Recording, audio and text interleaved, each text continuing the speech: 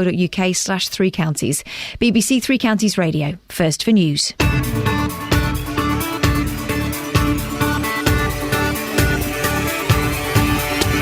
Thank you, Catherine. Catherine has just sent me a little message before the news saying, do you get upset if I put down phonetic spellings for sports players' names? Having just heard those, no, Catherine, I don't get upset. I think I need those this morning. Thank you very much for that. You'll be able to hear me murder those names in about 15 minutes' time. Good morning, this is Iain Lee, BBC Three Counties Radio. It's Thursday morning. It's miserable out, isn't it? Oh, it was horrible and wet and damp and cold. Don't worry. Plenty of stuff on the show this week. I tell you what, let's all just bunk off work today, shall we, and just listen to this nonsense. Lots happening, including there are concerns over outsourcing policing in Hertfordshire and Bedfordshire. How will it affect you? The Argos catalogue, it's on the way out. They're getting rid of it. Does anybody still use catalogues? And what will you miss about it? Get your stories later on. And I think the important topic for today is we're discussing what is the best movie or TV car of all time. You decide. Although the answer, obviously, is the Knight Rider. Obviously. Nothing can beat KITT. It's a talking bulletproof car.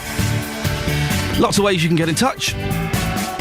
You can text us, 81333, starting your text 3CR.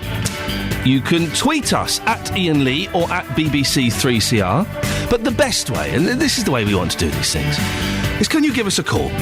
08459 455 555. BBC Three Counties Radio. Particularly keen to talk to you this morning if you were at that whole incinerator debate yesterday. I mean, we covered it yesterday. We had Justin Dealey out and about with the protesters, and we spoke to someone from Veolia, the company. Well, it's been passed with a couple of minor concessions, but it's been passed. If you were there or if it affects you in any way, could you give us a call on that as well? 08459 455 555. Here come the newspapers. Thank you very much, W.E. Ollie. Excellent stuff. Work experience, Ollie, there, delivering the papers in fine form this morning. Now, we're talking about outsourcing in the police as well this morning, because plans to outsource back office police jobs in Hertfordshire and Bedfordshire would put profit ahead of the public, according to Unison. The union held a meeting in Stevenage last night. Reps told the crowd that outsourcing so-called back office jobs would impact the entire policing team. They're calling for the police authorities to look at more internal collaboration to save money instead. The authorities say the final decision will be down to the newly elected police and crime commissioners. BBC Three Counties' Victoria Cook was at the meeting last night. Police and crime commissioner candidates and chief constables, it's not too late. Have the courage to lead your staff in delivering a wholly public collaborated solution. In this, you will have the continued support of Unison branches in delivering savings and maintaining service delivery, whilst retaining the dedication and care that so many staff have for their role in delivering safety, justice and reassurance for all. Don't sign the people of Bedfordshire, Cambridgeshire and Hertfordshire up to a contract for 10 years, costing millions in the long term to save in the short term. Together, we can deliver a better, more sustainable solution. Thank you. We need to get the message out there to the government and to the public that our policing is not for sale. It needs to be run for the public and the good of the public and not for shareholders. Is it a money-making thing, a profit-making thing, or is it a service thing? It's always been a service, and in my view, once it becomes a private company, we've lost the credibility it's always had. I don't think that, in general, public services should be run by private companies whose motives are slightly different from the public service ethos. A private company is looking to make a profit. They need to make a profit for their shareholders. It's not the same as the service currently being run as a public service. The way we do it because we're working for the police force, working with the officers, with the staff. We come from a background where we know what is required, and gradually they will lose all that. We don't work for profit, we do what we can to serve the public. Now, can a private company say exactly the same? If they're not making profit, they're not in it. Well, Jackie Wyatt is a former Hertfordshire police officer and is now a member of police staff and a member of Unison. She joins you on the line now. Good morning, Jackie. Good morning. What would happen to you if this plan goes ahead and a private company took over some of the police services? Well, what we've been told is that we will be two-pid over to the new company, and from what I can make out, looking at the Lincolnshire contract, eventually there will be redundancies. Why are you more ideal to do your job than someone from a private company, Jackie? The way I see it is that I've been doing my job for an awful long time now. I have an awful lot of experience. The way we work for the people of Hertfordshire. We work for the taxpayer. We make sure that we deliver the service that the police service are meant to deliver. If it went to G4S or to another private company, we would be working for that company and their interest would be profit. But isn't it about saving money? Everyone is making cuts, and the police have had huge cuts to their funding and their budgets. Will it save money going to a private company? My belief is maybe in the short term it will, but there are other options. We could look at further collaboration between the three forces, between Bedfordshire, Hertfordshire and Cambridgeshire. This seems to be an option that has not been explored. How could these privatisation plans impact on the public?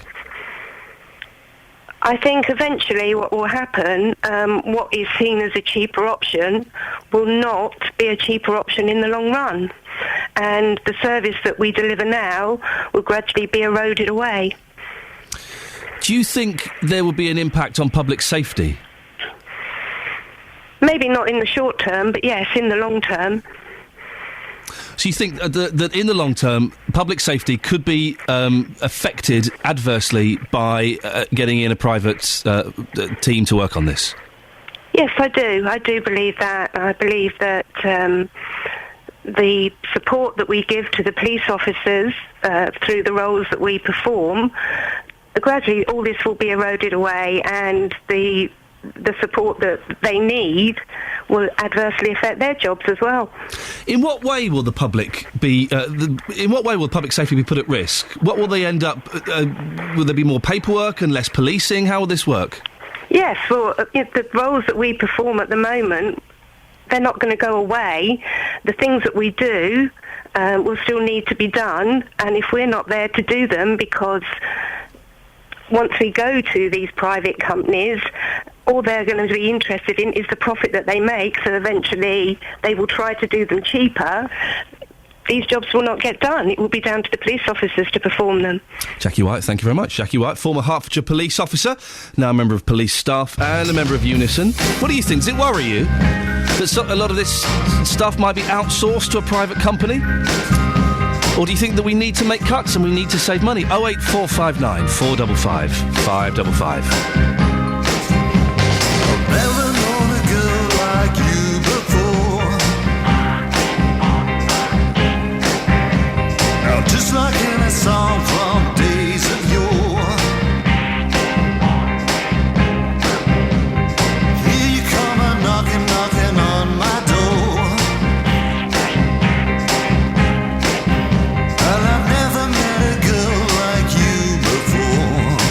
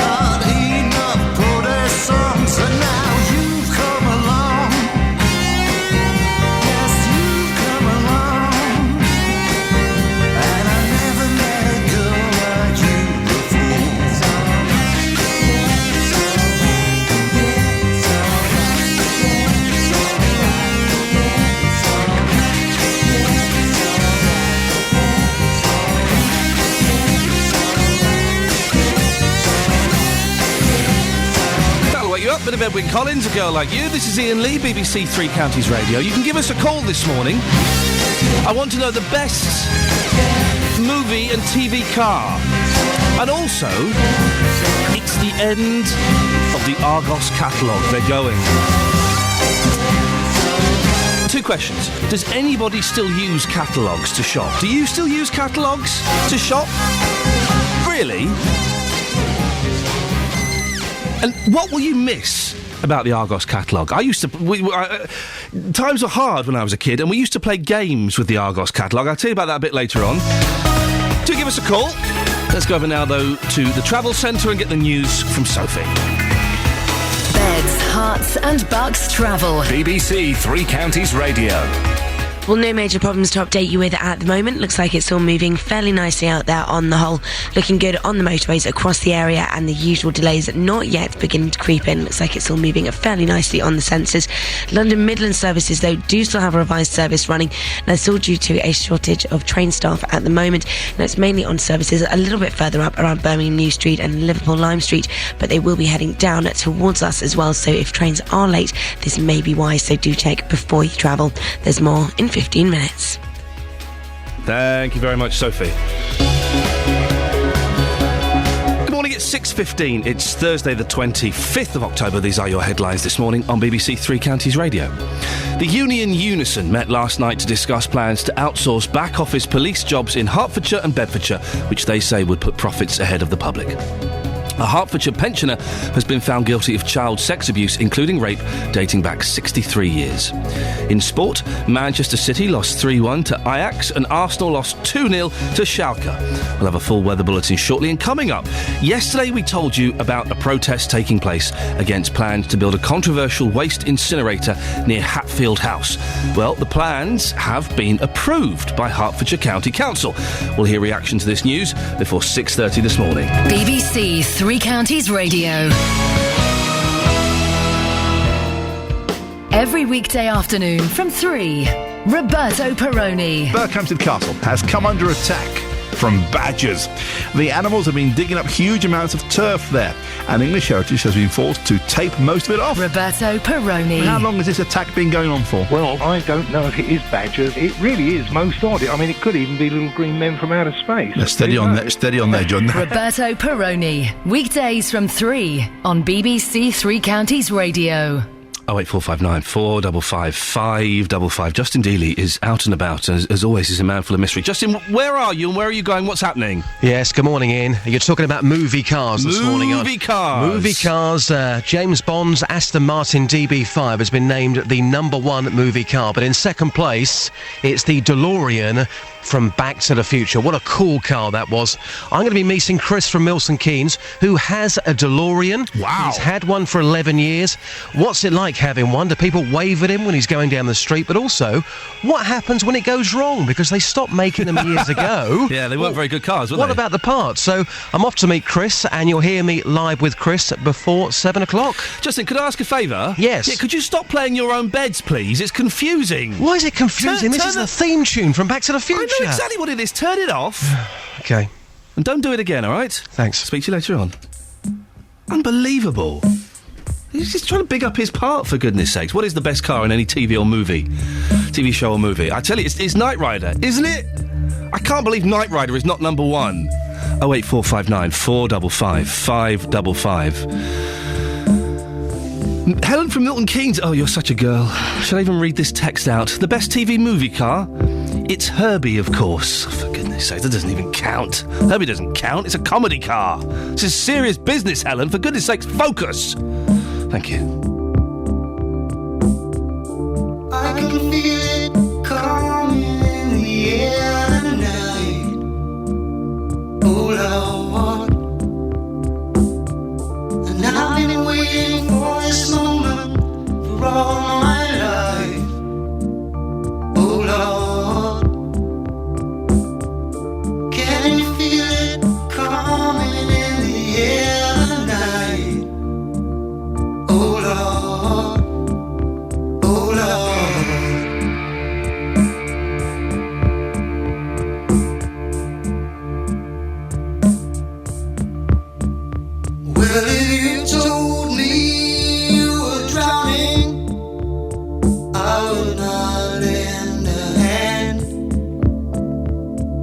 I've seen your face before, my friend, but I don't know if you know who I am. Well, I was there and I saw what you did. I saw it with my own two eyes, so you could wipe off that grin. I know where you've been. It's all been a pack of lies. And I can feel it coming in the air tonight. Oh Lord. Well, I've been waiting for this moment for all my life. Oh Lord.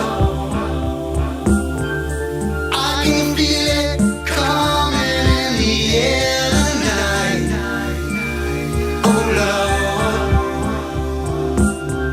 Well, I've been waiting for this moment for all my life.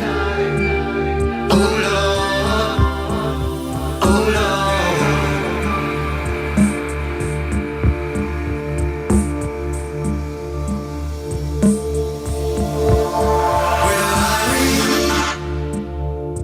I remember, don't worry.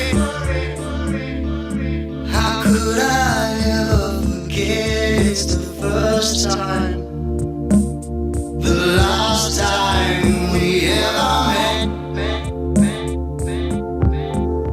But I know the reason why you keep your silence up. No, you don't fool me. The hurt doesn't show, but the pain still grows. Some strangers to you and me.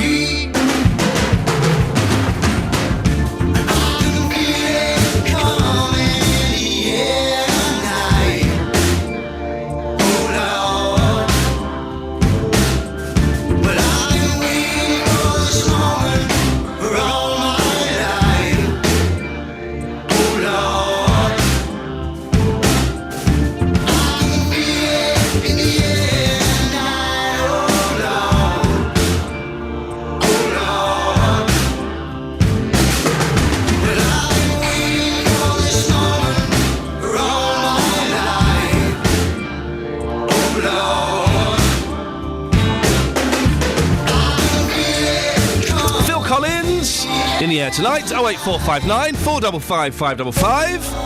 Let's get the weather news now with Steve Weston. Beds, Hearts and Bucks weather. BBC Three Counties Radio. Yeah, still fairly cloudy today, a little bit of patchy mist and some misty low clouds draped across the Chilterns and the Downs. Temperatures on the way down, only 13 at very best today, 13 Celsius, 55 Fahrenheit. A little bit of patchy rain or drizzle, but with some drier and some brighter spells developing as the wind picks up to a moderate northeasterly.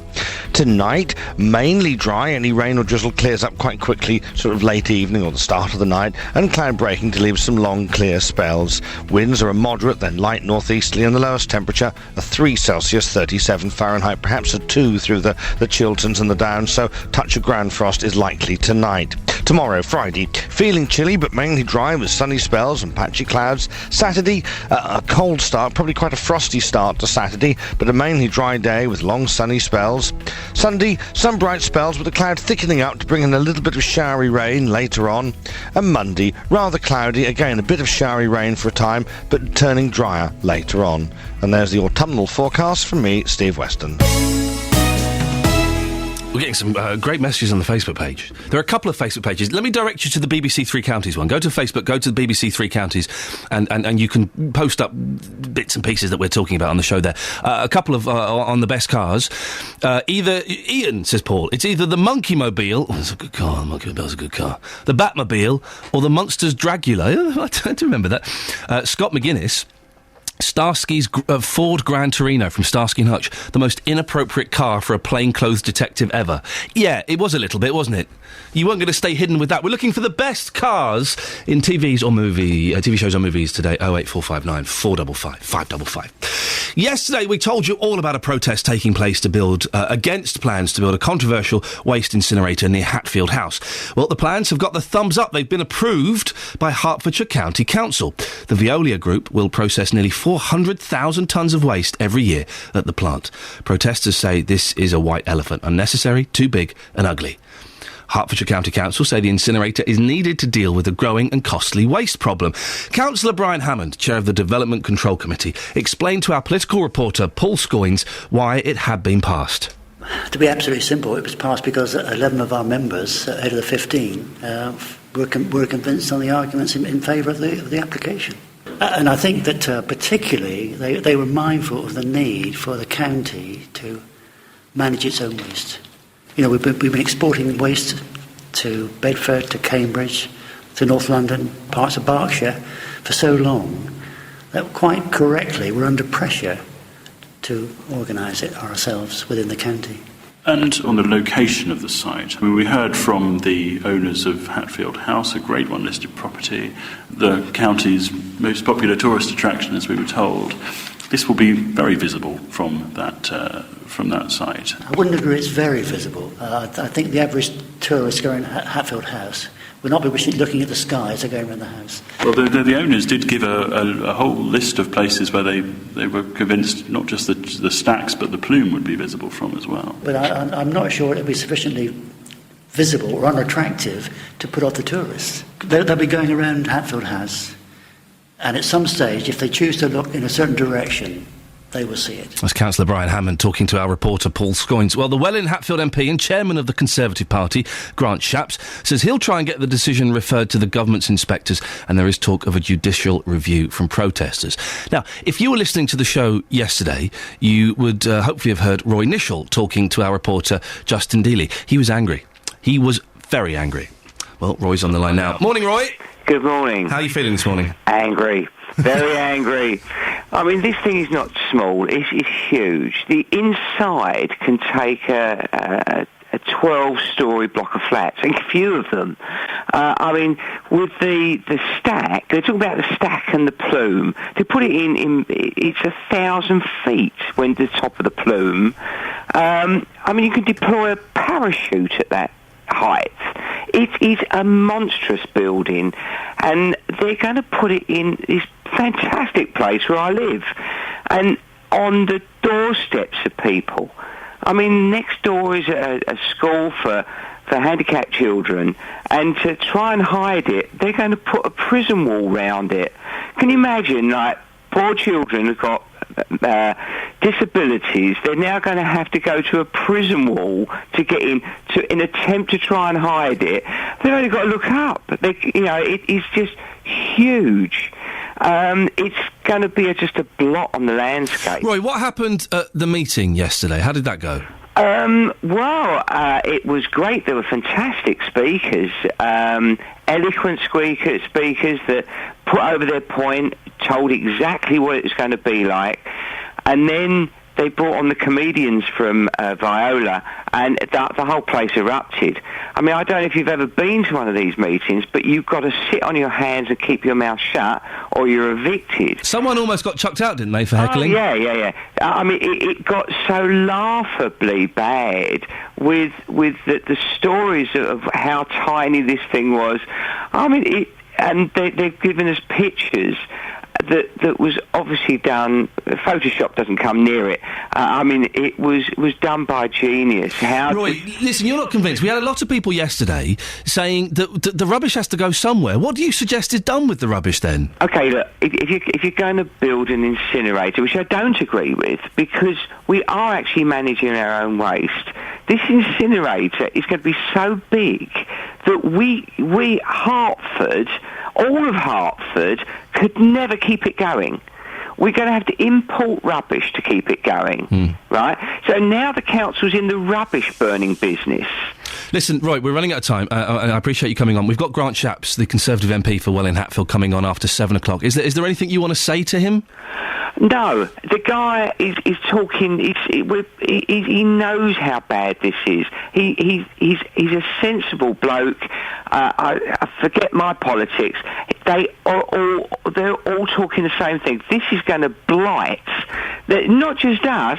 You're going to see it from Luton, from Potters Bar, Enfield. Okay, Roy, we've got to leave it there. But obviously, you're still very passionate and very angry about all this. We will speak to Grant Shapps after 7. Let's get the travel news now. Let's go to Sophie Tyler. Beds, hearts and bucks travel. BBC Three Counties Radio. We're getting reports coming in at the moment that anti-clockwise on the M25 there's been a multi-vehicle accident between 26 at Waltham Abbey and 25 at the A10 for Enfield. Now, as I said, reports are a little bit sketchy. If you are in the area and do know anything that's going on, please do be sure to get in touch.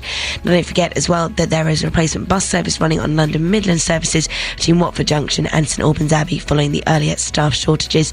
Everything else not looking too bad right now. Seems to be coping fairly well elsewhere on the speed sensors. Sophie Tyler, BBC Three Counties Radio. Thank you very much, Sophie. It's 6:30 exactly. Let's get the latest news and sport now with Catherine Boyle. Getting beds, hearts and bugs talking. This is BBC Three Counties Radio. Good morning. The headlines. Plans to outsource back office police jobs in Hertfordshire and Bedfordshire would put profit ahead of the public, according to the union Unison. A Hertfordshire pensioner has been found guilty of child sex abuse, including rape, dating back 63 years. And Hertfordshire County Council have backed building a waste incinerator on Greenbelt land near Hatfield.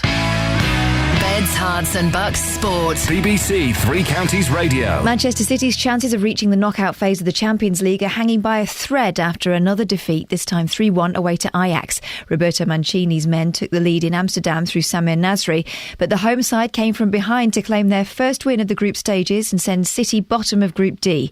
And the manager afterwards was happy to take the blame. When you play this game, you should have a good spirit. And I said that is my fault because probably I prepared very bad this game. Because we played a bad game and I'm the manager, and the fault is mine. Arsenal lost their 100% record in the Champions League this season after goals from Klaas-Jan Huntelaar and Ibrahim Afellay saw them lose 2-0 to Schalke. Manager Arsene Wenger sitting in the stands for the final game of his 3-match ban, leaving assistant Steve Bold to admit Arsenal were beaten by the better side. We lack a bit of confidence, I think, for whatever reasons, but it's a tough competition and they're a good side, in all fairness. They beat Dortmund at the weekend and played really well, so a 0-0 would have delighted us, I think.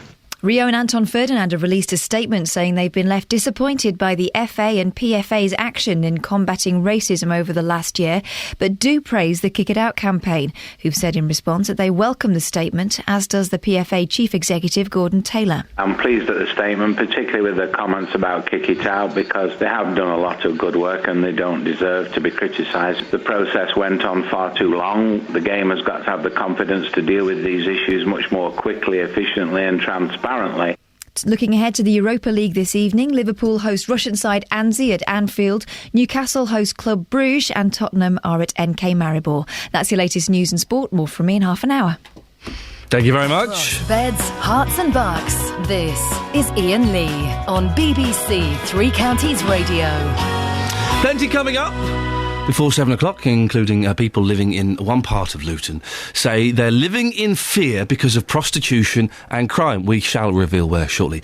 And Justin Dealey is in Milton Keynes this morning to meet a man with a DeLorean. How sweet it is to be loved by you.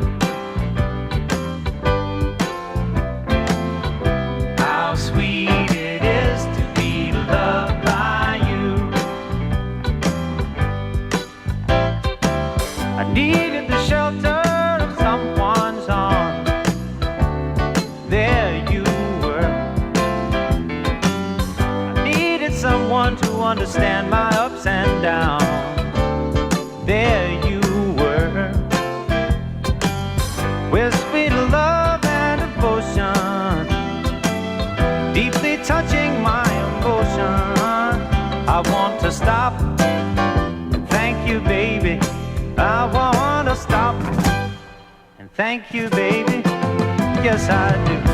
How sweet it is to be loved by you. Feels so fine. How sweet it is to be loved by you. I close my eyes at night, wondering where would I be without you in my life. Everything I did was just a bore. Everywhere I went, it seems I've been there before. But you're bright enough for me all of my days. With a love so sweet in so many ways, I wanna stop baby. I just wanna stop and thank you, baby. Oh, yes, how sweet it is to be loved by you. It's just like sugar sometimes. How sweet it is to be loved by you.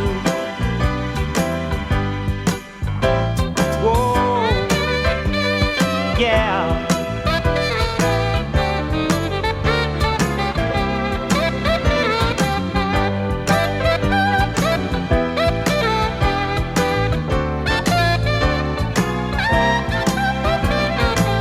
You were better to me than I was to myself.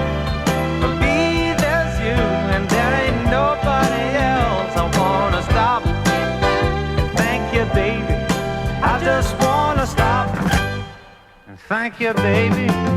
Oh, yes, how sweet it is to be loved by you. How sweet it is to be loved by you. James Taylor in the first hour of the show. I'll have some of that. I like a bit of James Taylor. Oh, yes. Good morning, this is Iain Lee, BBC Three Counties Radio. Lots on the go this morning. The Argos are getting rid of their catalogues. I know. There was the news yesterday. I think they've got something like 750 stores. They're closing about 75 of them.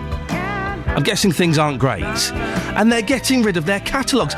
As a kid, the Argos catalogue was more exciting than Christmas Day because sort of mid-November, we'd get the Christmas catalogue and me and my sister would look through we'd go straight to the back. The last 30 pages were just pure toys. Just toys. And we'd go, yeah, I want that. I want that. I want that. I want that. And that was it. And then, when we'd done that, we'd play games. I know, the 70s really were very tragic times. We would play games with it. Including, can you find the cheapest and most expensive thing on the page? We did. It was like, I know, it's like video games now. It's like Xbox for us, the Argos catalogue. So we'd open it up on a page, a random page, say it was furniture, go, right, what do you think is the most expensive thing on there? That. No, you're wrong, actually, it's that. And then we'd compile, we'd compile sort of like shopping lists to go, right, well, I'm going to buy, I've got £1 million to spend, I'm going to buy this. Probably wasn't £1 million in the late 70s, it would have been £100 would have seemed excessive then. So they're getting rid of two things. What kind of stories have you got about catalogues? And gentlemen of a certain age, the Freeman's catalogue, that's all I'm going to say. No... We were talking yesterday about how children have access to... They have access to muck on their telephones and everything. We didn't in the 70s and the 80s. Your mum's Freeman's catalogue. That's all I'm going to say. And if you're a woman scratching your head, ask your husband. If he's sort of 35, between 35 and 55, he'll know. But what stories have we got about catalogues? And does anybody still use them? Surely they're dying out because you still have these catalogue companies, don't you, where they send you a catalogue and you order your clothes. I've never understood, and my wife does this, I think it's only women, how you can order clothes from a catalogue or online without ever having tried them on. Why would you do? You need to try shoes and clothes on. Yes, I'm a size 10 in my feet, but sometimes the size 10 is a little bit snug. It depends where I get them from. So your catalogue stories, please, and what will you miss about catalogues once they're gone? You can text 81333, starting your text 3CR, or you can give us a call 08459 455 555. We've got some emails and texts about best TV and movie cars. The best car is the only Fools and Horses one. It popped and banged all over the place, but ran and ran. Don't get me started on Fools and Horses. Regular listeners will know I find it tediously unfunny. Oh, you plonker, Rodney. Oh, Dale. You plonker. Oh, Dale. That's it. Yeah. All right, Dave. That's it. That's pretty much 20 years of Fools and Horses summed up there. On the text, John says, how about the Mustang in Bullet? Oh, yeah, that was good. Well, the car in the film Wraith, I don't know that one. And David Luton says, I think the best TV film car is Genevieve. David, I don't think Genevieve had any powers, did it at all? I'm still saying Knight Rider is the best car. 08459 455 555 is the telephone number. Now, imagine what it must be like to live daily in fear because of prostitution and crime in your area. That's exactly what's happening to the residents in one part of Luton. They say the council are not doing enough to improve the area and make it safer. A local charity called Azalea, who offers support to women involved in the sex trade, has also been criticised because people living and working locally feel the work they do encourages prostitutes to stay in the area. Our reporter, Richard Williams, met with local residents in the Hightown area of Luton to see firsthand the extent of the problem. If we look in here, it's pretty grim. We can see wine bottles on the floor, which have obviously been discarded, dirty tissues. Yeah. There's an empty condom packet as well. There's two, yeah. Pretty grim. Extremely grim, and this is what we have to live with, and this is what Azalea and the councillors should come and be. This is where they should be putting their sympathy with us, and they should see this is what their clients do to us. You see every kind of human dereliction that you could never believe was possible, and having sex up people's front doors. It goes on round the clock, so people taking their children to school can see it. And it's not just residents who are affected. Shahzad runs a convenience store in Hightown. Once it starts getting dark, you're always having to look out of who's coming into the shop. You always have to look out the window, and there's also customers who come in complaining about people coming into their cars when they're stopping. You face verbal abuse from them sometimes, and even at times there's been physical as well. They bring in all sort of crimes into the area. And have you spoken to the council? I spoke to her, and she mentioned that she's having talks with the police. It was just after that, when I spoke to a few other people, I found out that these councillors, so-called councillors, MPs, actually run some sort of organisation which gives these street workers a place where they can come and eat and clean. I feel encourages them. And I was disgusted with that. I really am appalled that, on the one hand, they are saying that they are trying to help the area, but on the other hand, they're part of it. Who are your local councillors now, and have you had any contact with them? Well, they're Roxana Whittaker, and yes, I've had a lot of contact. They just see me as I think, an eccentric thorn in their side, and in my view, they do not care really. Well, I wouldn't say don't care, but they're not really interested in what goes on with us who have to live with the vice that they are so keen to help. People are so scared because, as you heard one person say, the prostitution goes on all night. You hear nothing but their high heels, they're screaming, they're arguing. I haven't been able to go out in the evening because I've been accosted by curb crawlers, and curb crawlers continuously go around these streets. The reason I don't see any prostitutes now is because I just don't go out at all in the evening, and my daughter can never go out at all in the evening either, and we do feel like prisoners. And we don't feel like the police or the council care about us having to be prisoners. That when I first moved here, I used to dress however I wanted, but since I've lived here a while, I dress a lot more conservatively. And the few times I have gone down to town and gone out at night, one time I was followed, and I know what's going to happen because I can tell by the way these men follow me, what they're going to say, and they start acting weird and coming really close to me and stuff. And then I know they'd kind of ask me for business, that's what they say to me. But I feel like prey. That's our reporter Richard Williams there, talking to some of the residents of Hightown. Get ready for the statements. We tried to get the people on the show. They sent us statements. The residents of Hightown do feel the council need to be doing more. We asked the council to come on and take part in the report. They declined. Here is statement number one from the council. Although we are unable to provide a detailed response at this time due to the restrictions of PERDA, we would like to reassure the community we are aware of the issues in Hightown and are working closely with our partners to resolve these. Multi-agency teams have been out visiting the area, speaking to residents about their concerns and providing support. A multi-agency action plan is in place, which includes additional dedicated police resources for Hightown and the continuation of targeted operations in the area. Furthermore, we are keen to ensure an evidence-based approach to problem solving and will continue to gather evidence relating to the problems affecting residents. As such, we would encourage residents to contact the police or their ward councillors to report incidents or issues affecting them. Well, it sounds like that's what the people are doing. And they feel, the people that Richard spoke to in that report, feel that not enough is being done. You also heard there in the report a charity mentioned called Azalea, Roxana Whitaker, who is a councillor for Hightown, also works for the charity, and some residents feel that there might be a conflict of interest. We asked Roxana to be involved in the report. She declined. She sent us this statement. I wish to address what appears to be a misconception of what Azalea is working to achieve. Azalea does not in any way support prostitution, quite the opposite.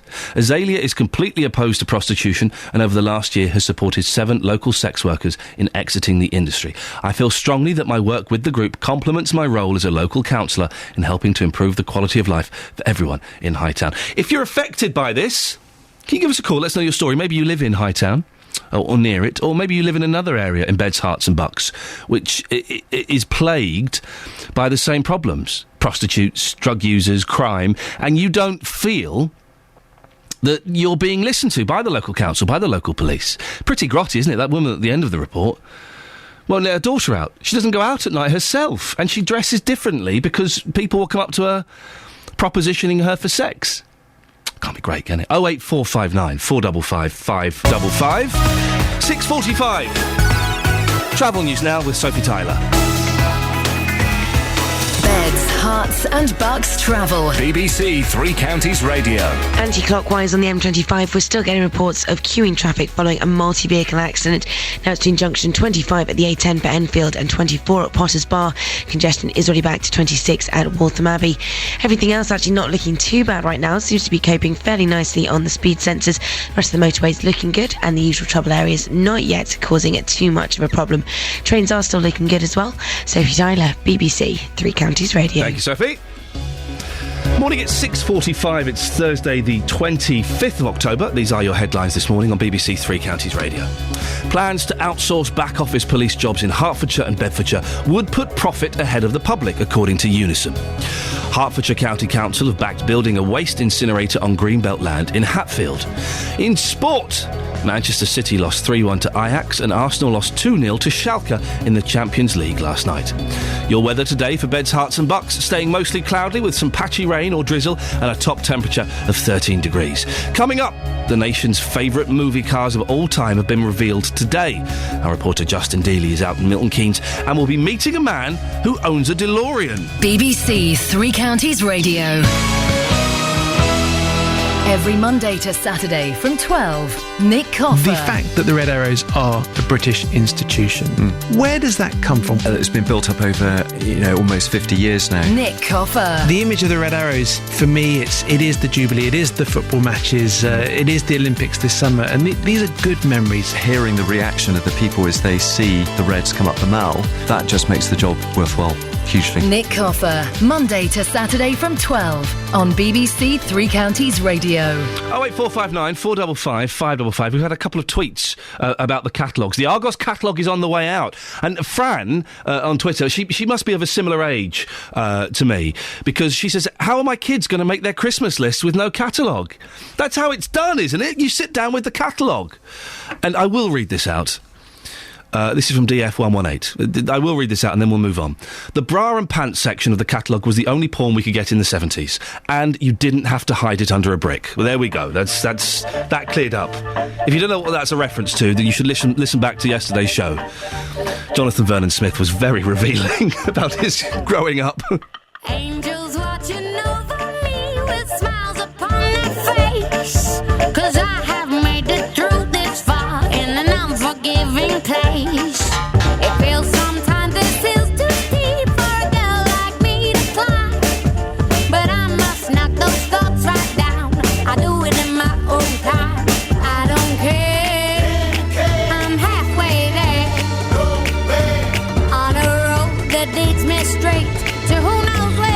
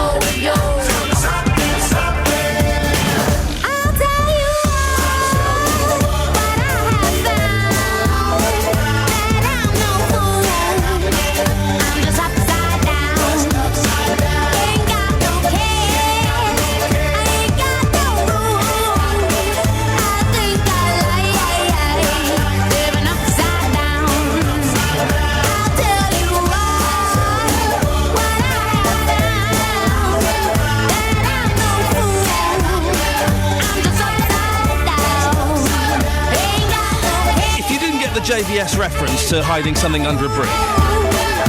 If you go to the Facebook page, two things on the Facebook page. There's a clip yesterday where Jonathan Vernon-Smith was talking about hiding things under a brick. I won't go into detail, it's far too early, but it's very, very funny. And also, if you go to the Facebook page, I've just noticed the team have posted this will get people there. This is what the internet was made for. It's a picture of me holding my flask. No, I know exactly. Tim Berners-Lee is at home now. Tim, you can rest now. It's finally happened. The thing that you built the internet for has happened. Someone has posted on the Three Counties Facebook page a picture of me holding my flask. I don't think there's anything extraordinary about it. It's huge. It's what keeps me going in the morning. It's what's in there that's the key. Now, the nation's favourite movie car of all time has been revealed today. The winner is, been talking about this a lot this week, James Bond's Aston Martin DB5. And there's a new Bond film out this week. I wonder. The car first appeared in Goldfinger in 1965 and later sold for £2.6 million at auction. It beat Marty McFly's DeLorean from Back to the Future and Steve McQueen's Mustang from Bullet to the top spot. My top car, it's got to be the Knight Rider. It's got to be.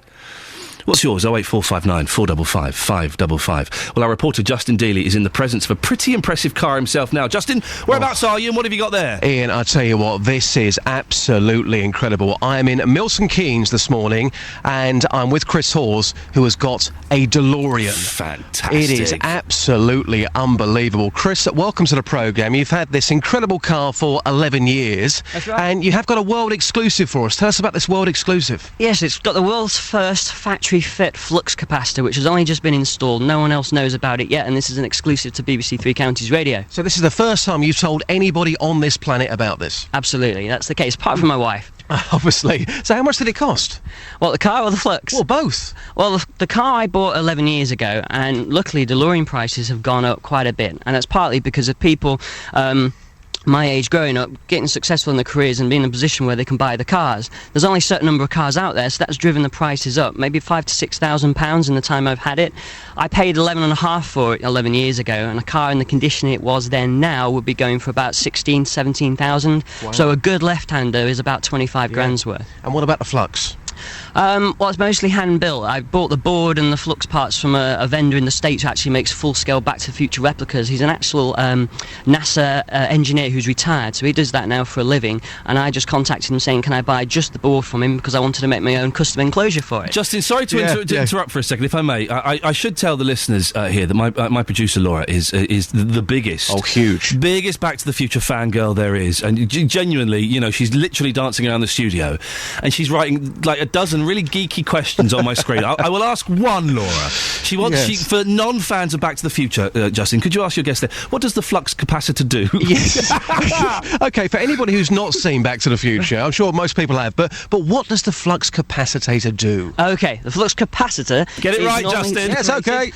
Between the rear seats, and it's a kind of a Y-looking shape. If you type it in on any kind of search engine, you'll know straight off what it is, but that's the bit that does all the flashing lights that you can see over Marty McFly's shoulder as he's travelling through time. So that's the flux capacitor. The time circuits is the bit where you type in the date and time of where you want to go. And Mr. Fusion was the bit you used to stick on the back, which you put the banana skins in to power it through time. Fantastic. Right, Ian, I'm now going to stand back because the scene is set. We are going to take some photographs and put those on the Three Counties Radio Facebook site, also the Twitter site as well. We're about to start up this bad boy. Right, take it away. Listen to this. That sounds like a car. Yeah, definitely a car. His neighbours must be loving that, Justin. I was going to say, this morning, what we did, I knocked on his door and I said, right, we need to go and test the car. He said, not here. He said, because my neighbours, you know, with this type of noise, getting out of the garage, okay, we can turn it off now. Wow. That was incredibly loud. How many of these are actually on the roads in Great Britain, do you know? Somebody checked. The DVLA apparently have 100 registered in the club, so give or take, that must be what the true figure is. But there are surely cars out there that are still in barns that have never been taken out since they were bought from the auctions back in '84. We know of a couple like that, and they're not driven, they're treated as big toys essentially, which is a shame, because I think they They were designed to be driven, and they can be used as a daily car. Just that's what I do with mine. It felt very special following you this morning. Now, when you go out and you go shopping, if you go out to buy a pint of milk, if you're going out to get your MOT every single year, you must have people staring at you, waving at you, talking to you, asking you about this car, because you just never see them. Well, that's right. A lot of people, the most common thing you get is, I don't see many of those about. I mean, everybody says that. If that's a quote that everyone says, like, I'll be back in the Terminator movies, that's what people say when they see the car. You don't see many of those about. You get a couple of things out, where's Einstein, and hey Butthead, and hey Marty, and oh my God, you even look like Marty. Yeah. But no, it's a very positive experience. When you're driving along the road, you get thumbs out of windows, cameras flashing at you. You think, is that a Gatso camera? No, it's just a flash gun going off again. Okay, a couple of final questions for you, quite briefly on these. You also hire this car out as well at weekends to people. You must be busy. Yeah. I often take the bride or groom to the church, do a couple of birthday surprises, things along those lines. So it's not a self-drive, but normally the experience alone allows you to just sit back and enjoy it, opposed to trying to work out how to squeeze a 6-foot wide car that's left-hand drive through narrow gaps. So you can just relax and enjoy the experience otherwise, and it does seem to be very popular. Yeah, it must be a bit of a nightmare for a bride getting in this, but hey, it clearly works. Now, Ian, earlier on you said to me you weren't happy about me playing the Back to the Future theme tune. Well, a lot of work on this. I was very, very upset. I know you put some production work into this, Justin, and congratulations, but it just feels like you're bigging yourself up a little bit. Come on now. Not at all. I was just trying to make the feature come to life a bit more. So if you're not happy about me playing the theme tune, I'm going to get Chris here to hum the theme tune. Would that be okay? No, that will do. That will be nice. That's a good compromise. Don't forget the car, the DeLorean Club. I can't believe you make me do this on air. How was that? Awful. Thank you. Justin, could you ask Chris? This is a question that he must have thought about this, because he sounds like the car. And when I call him a geeky gentleman, listen, I got my hand up. I'm one as well. If I had one of these cars, what if he could go back in time in that car? When would he go to? Oh, that's a great question. If you could actually go back in time, I know where I would go. He's played that game. He's played that game. He's played it before. He's been down the pub answering this question. When he's gone down a pub in his car, where would you go back to? Probably 1985, that first time I saw it at the movies, that was a heck of a special experience. I went to see it with my dad, and that was a special day. So, off the top of my head right now, that's probably what I do right now as my first go. Me, 1988, Littlewoods Cup final. There I was on the halfway line in the front row, touching the cup. Sakes, both of you, listen, you've got a time machine, right? Yes. You can go anywhere in time. One of you's gone back to the 80s to see a film that you can get on DVD. One of you's going back to watch a football match that you can probably get on DVD. You could go back to the Second World War. You could go back to Where would you go then? Where would you go? I would go back. I would go back to 1967 to see the Monkees playing live at Wembley Arena. Well, hang on a minute. Aren't you seeing the Monkees in 2 weeks? Yeah, exactly. Justin Daly, we seem to have lost the line there to Daly. I don't know what happened there. I think the flux capacitor may have affected his broadcast there. I'm very geeky Monkey experience. I'm seeing Mike Nesmith of the Monkees 3 times in the next week. I'm going to Glasgow tomorrow after the show. Then I'll fly to New York in November to see the Monkees. I know, terrible. If you had a time machine, then where would you go? You wouldn't go back just to the 80s to watch a film that is now in better quality on DVD. 81333. Start your text 3CR. You can let us know the answer to that question. Right. Travel news now. Sophie Tyler. Beds, Hearts and Bucks travel. BBC Three Counties Radio. London bound on the M1, it's looking fairly slow at the moment, where you'd expect around junction 9 at Redbourne, and anti-clockwise on the M25 it's still queuing following the earlier accident, which has now been moved to the hard shoulder, just between junction 25 at the A10 for Enfield and 24 at Potters Bar, although congestion is back to 27 at the M11. And southbound as well, usual delays beginning to creep in on the A1 at the Barnet bypass, particularly between Stirling Corner and the Watford bypass. Everything else though not looking too bad on the road, seems to be moving nicely, but don't forget a revised service is still running on London Midland services heading in towards the area. That's due to a shortage of train staff at the moment, so do check before you travel. Sophie Tyler, BBC Three Counties Radio. Thank you, Sophie. On Facebook, Julia Henderson says, "No, I love that catalogue. What will I do as a nursery teacher now for cutting and sticking pictures?" Who'd have thought? There we go, different uses for catalogues. We'll find out more after the news and sport with Catherine. Getting beds, hearts and bugs talking. This is BBC Three Counties Radio.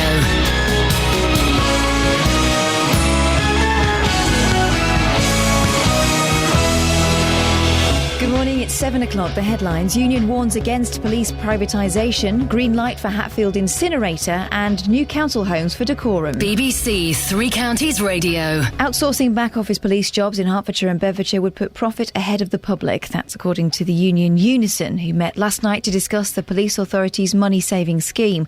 One of the people at the meeting was Jackie Wyatt, whose job could be affected. She told Iain Lee earlier the proposed changes would be a false economy. I think eventually what will happen, what is seen as a cheaper option will not be a cheaper option in the long run. And the service that we deliver now will gradually be eroded away. More on this story in the next half hour. 2 British servicemen have been killed while on patrol in Helmand province in Afghanistan. One of those who died was a Royal Marine from 40 Commando. The other was a soldier from 3 Medical Regiment. Their families have been informed. A Hertfordshire pensioner has been found guilty of child sex abuse, including rape, dating back 63 years.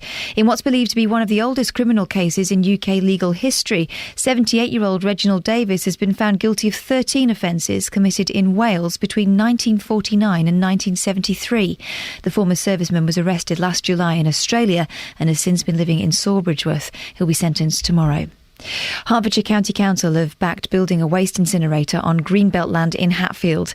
Councillors voted in favour of the new Barnfield plans after a day-long meeting at County Hall. The final decision could yet go to a planning inquiry, with campaigners like Paul Zawicki vowing to fight on. Our expectation was that this would go through and that it would get rubber stamped by the Conservative majority on this particular panel, but that we are pushing really, really hard to get the Department for Communities and Local Government to take the decision away from them. Councillors in Hemel Hempstead have agreed to spend £14 million on new council homes, the first for over 20 years. Over 70 new homes and a hostel for the homeless is being proposed in Dacorum within the next 3 years. The council secured £1.5 million of funding from the Homes and Communities Agency. The computer giant Microsoft launches its latest operating system today in an attempt to catch up with rivals like Apple and Google. Microsoft hopes the touchscreen capability of Windows 8 will appeal to users of computers, tablet devices and mobile phones. In sport, the England Rugby Union head coach Stuart Lancaster names his elite player squad this morning for the upcoming autumn internationals. Saracens and Bedford Blues prop Mako Vanipola is expected to replace the injured Alex Corbisiero, while Rob Webber's injury could give an opportunity to Leicester hooker Tom Youngs. The Northampton pair of Tom Wood and Courtney Laws are fit again after missing the summer tour of South Africa. The weather staying mostly cloudy with some patchy rain or drizzle and a top temperature of 13 degrees Celsius, that's 55 degrees Fahrenheit. There's more news and sport online at bbc.co.uk/3 counties. BBC Three Counties Radio, first for news.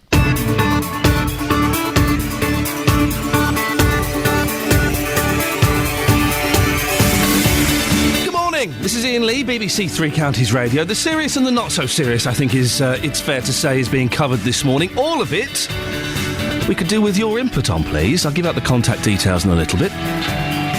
Things coming up in the next hour include fears over outsourcing police jobs to private companies. How will it affect you?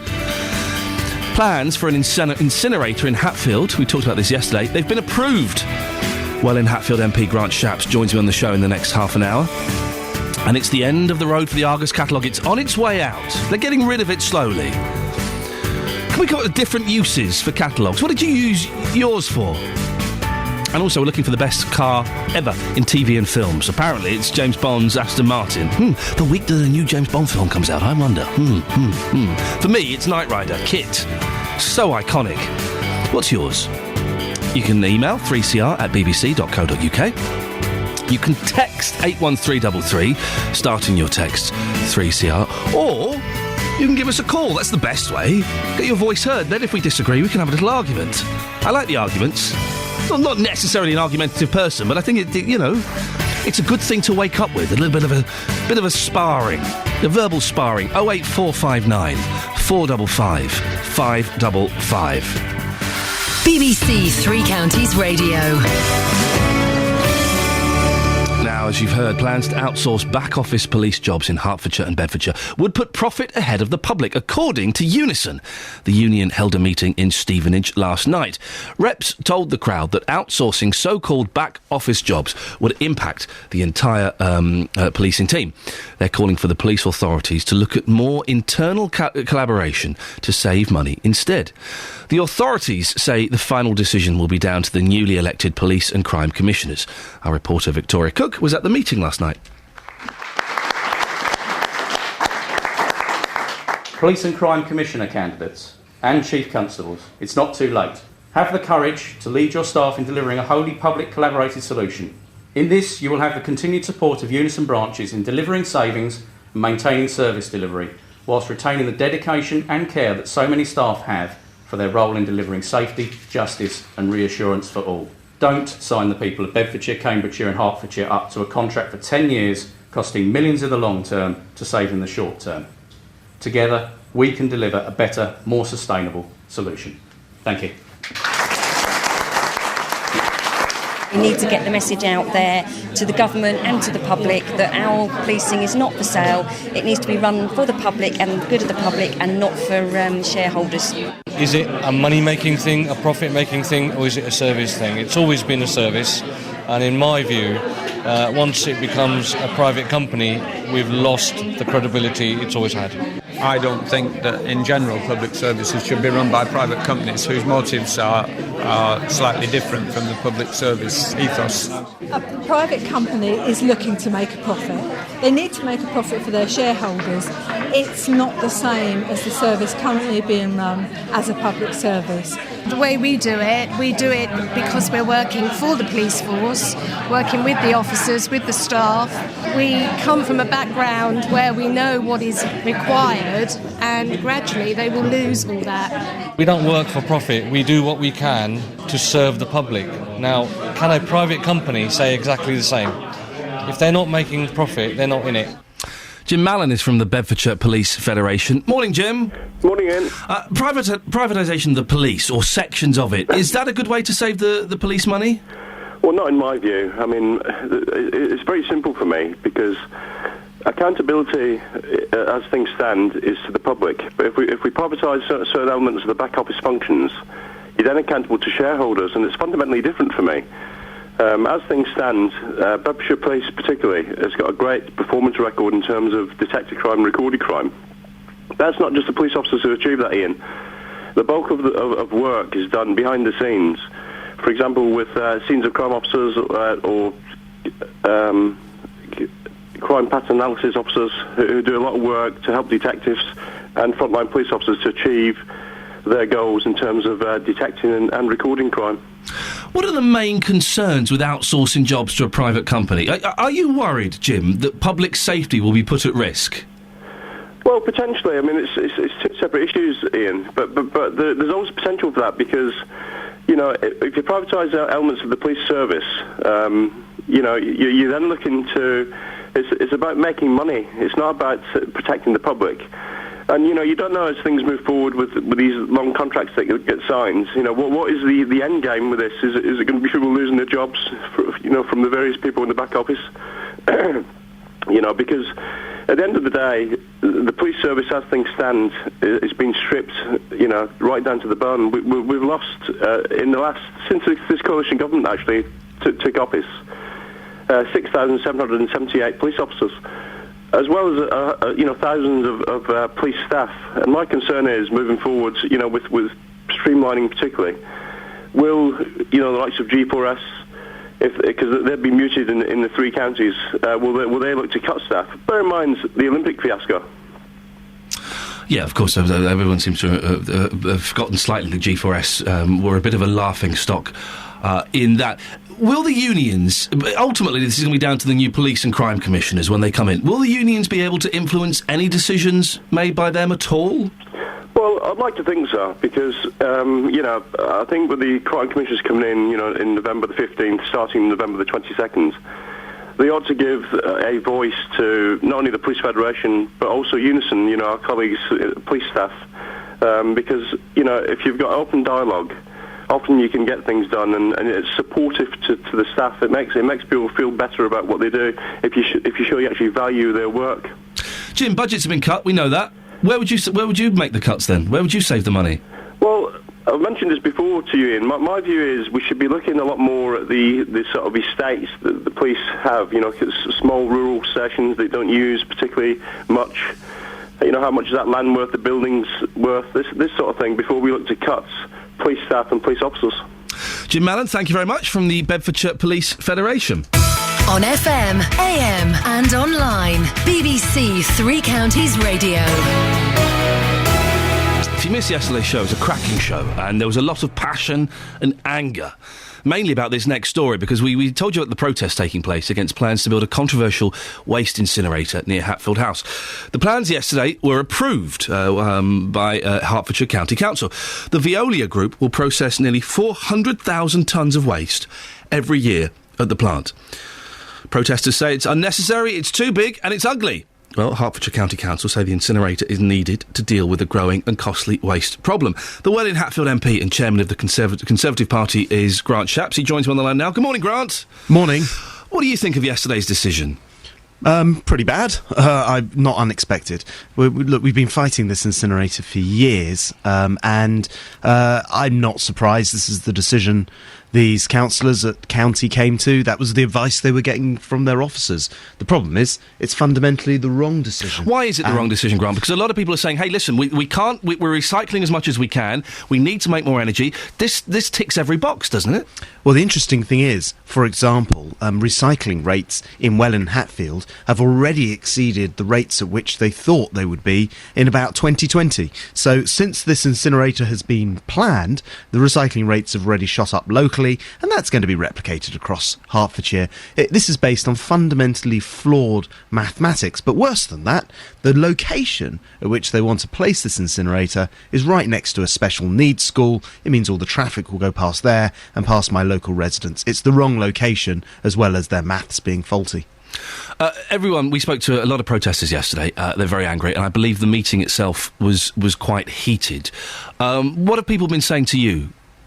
Well, exactly that. But, this, as I say, this is, I don't know, I think I was the first person to raise concerns about this in March 2008, so it's really been going on a long time, and my message would be, this isn't the end of the road. We're already planning to write to the Secretary of State. In fact, I've already done that, asking for him to call in this decision, to look at it again. It's on Greenbelt, and the location with the school, massive controversy and the rest of it. And even after that, I am the chairman, as you mentioned, of the new Barnfield Trust. We've been fundraising now for years. We've got £60,000 together to fight this at judicial review, because we think the process itself has been faulty. What's the alternative? There's an increasing amount of waste being made.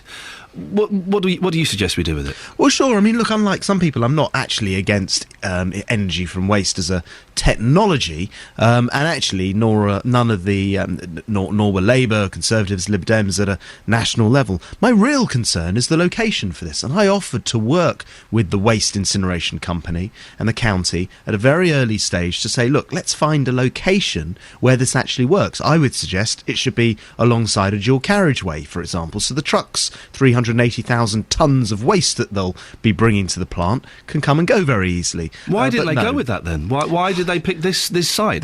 The county owned this site, and I'm afraid, and this is one of the issues which no doubt will be in court at some point, I'm afraid they went for this site because it looked like the easy pick, rather than because it was the most appropriate location.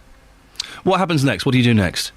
Well, two stages. First of all, we're consulting our lawyers right now. We'll make a further representation to the Secretary of State for Communities and Local Government, because, as I say, this is a large and very controversial site on Greenbelt, next to a special needs school. And then, secondly, we'll look at using the court's judicial review to question the process itself, because, for example, what they did was decided they needed this incinerator before they'd even decided what their strategy should be for dealing with waste. The so-called core waste strategy was created after the decision to go for an incinerator. That's the wrong way round, and will be challenging the process itself in courts. Grant Shapps, thank you very much. Grant Shapps there, the Welwyn-Hatfield MP and chairman of the Conservative Party.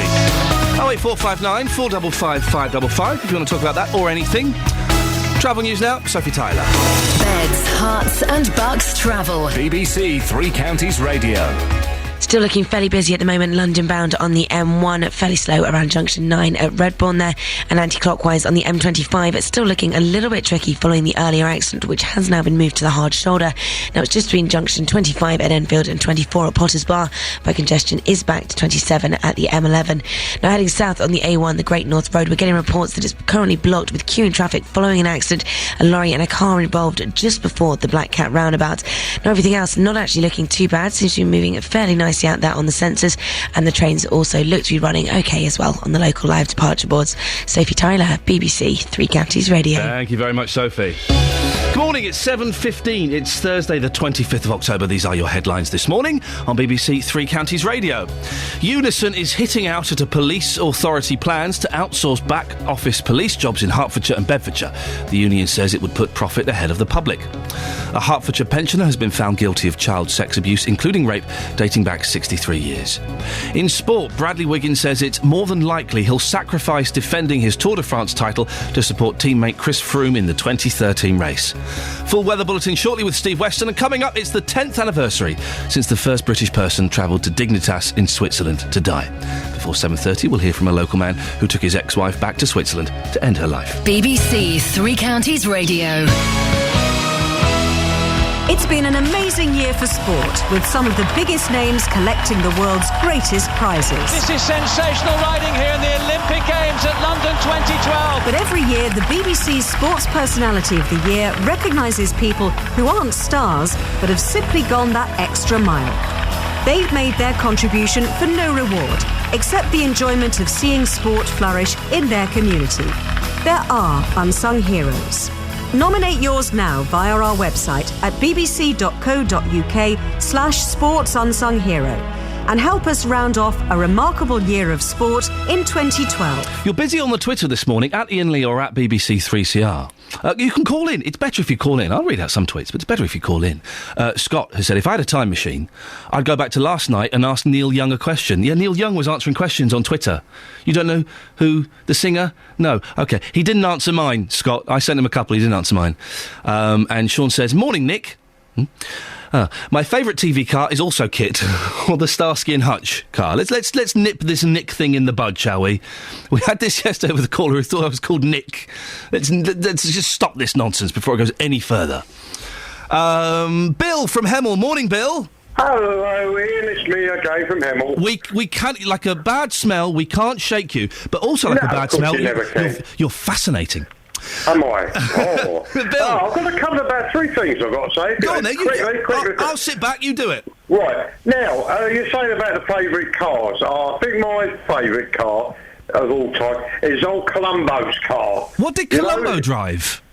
Yeah, Columbo, you know Columbo, the detective? I know who he is. What did he drive? I don't know. This is what, if you can get your listeners to ask what it is. It's a foreign car. Right. But I tell you what, every time you see that car, you know that he's going to get his man or his woman. Was it a Peugeot 403 convertible? Oh, just off the top of my head. Well, don't you swear at me. I don't know what it is, That's actually. But I think it's a brilliant car. Okay. You know, everybody sort of like looks at it and goes, an infuriated car, but I think it's brilliant. An infuriated car, yes, okay. Right, the other one I was going to say about, I was talking about traditions the other week, a couple of weeks. So what? You know the glass, the clinking of the glasses? Bill, what on earth are you talking about? You remember about 4 or 5 weeks ago, we were talking about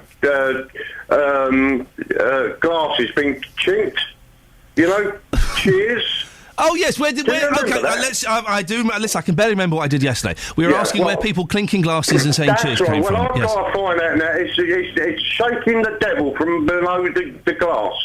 Well, we thought it was to prove that your drink isn't poisoned or something. No. It's shaking the devil, the devil away from the glass. Okay. Anything else? Anything else that we talked about in the last 6 months? And the Argus book. Yes.